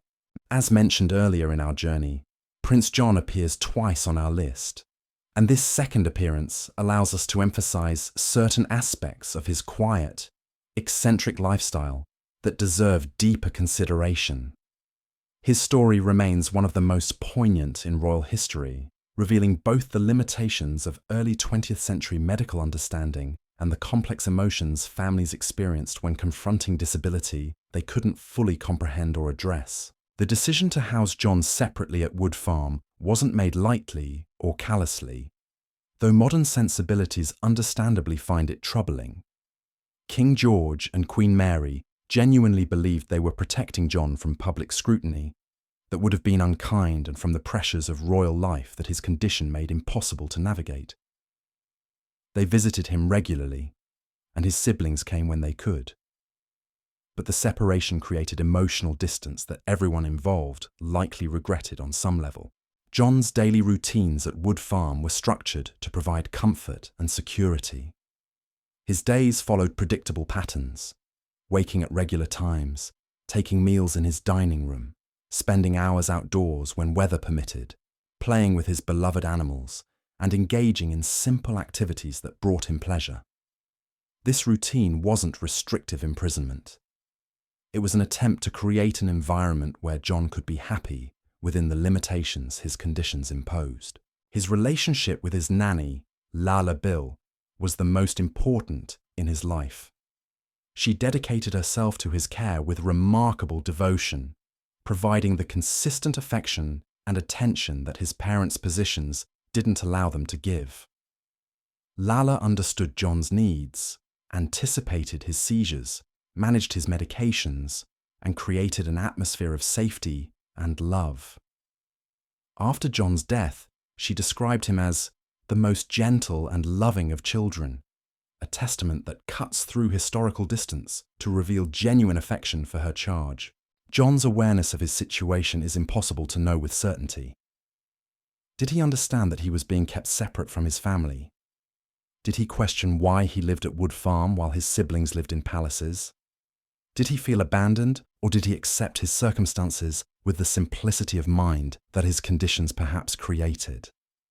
These questions haunt John's story because we can never truly know his inner experience or emotional reality. The progressive worsening of his seizures in his final years made his existence increasingly difficult. The treatments available were limited and often created as many problems as they solved.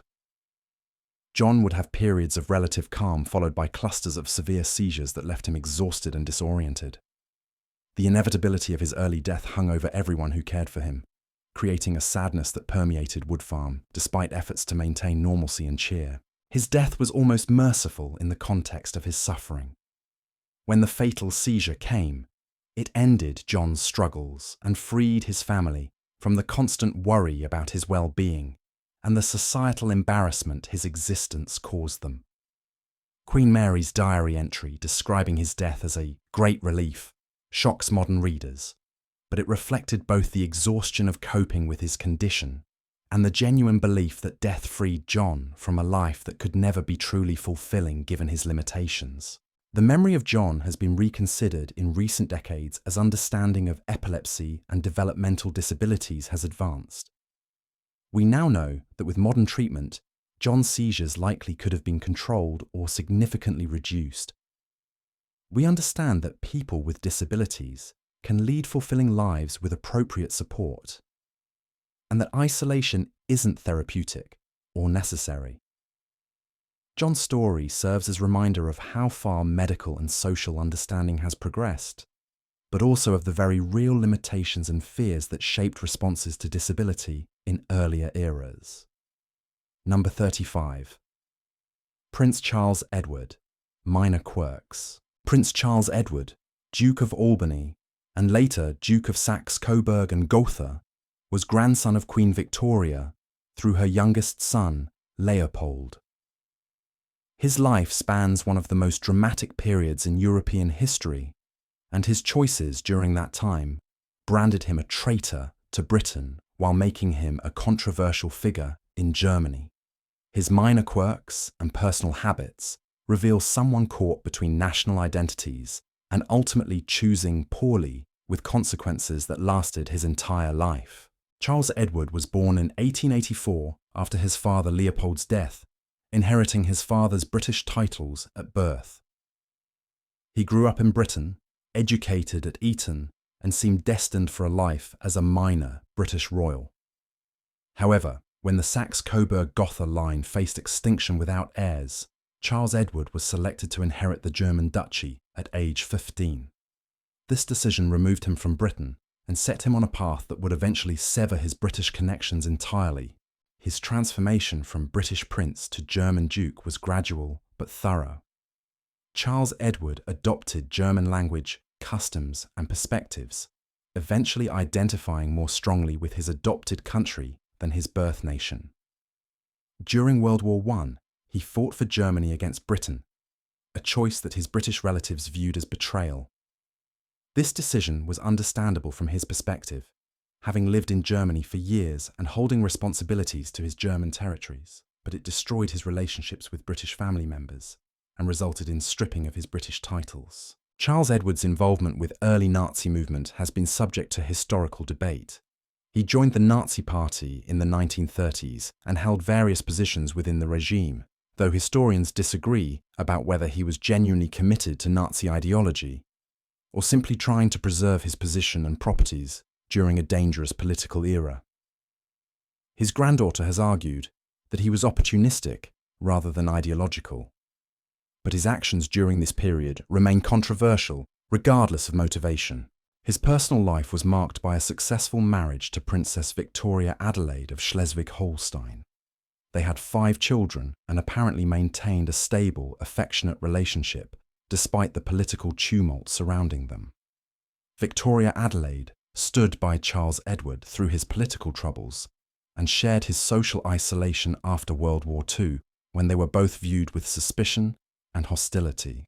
Charles Edward's post-war years were difficult and humiliating. He was interned by American forces, faced denazification proceedings, and lost much of his property and wealth. He lived his final years in reduced circumstances, socially ostracized and financially struggling. The British royal family maintained complete distance, viewing him as having irrevocably chosen Germany over Britain and having supported an evil regime. His death in 1954 came in relative obscurity. Charles Edward had outlived his relevance, becoming a figure from another era whose choices had placed him on the wrong side of history. His obituaries in Britain, when they appeared at all, were brief and unsympathetic, treating him as someone who had thrown away his birthright and allied with evil. Charles Edward's legacy is cautionary, demonstrating how royal lives can be determined by accidents of birth and death that place individuals in impossible positions. He was removed from Britain as a teenager, placed in a foreign country with responsibilities he didn't seek, and then faced with choices during 2 world wars, where loyalty to adopted country meant betraying birth nation. Whether he made those choices well or poorly remains debated, but the tragic arc of his life demonstrates that being royal doesn't protect against historical forces or ensure wise decision-making in impossible circumstances. And so, our journey through the secret lives of the British royal family comes to a close. From Henry VIII's obsessions to Prince Charles Edward's conflicted loyalties, from the hidden suffering of Prince John to Princess Louise's pursuit of independence, we've glimpsed the humans behind the crowns.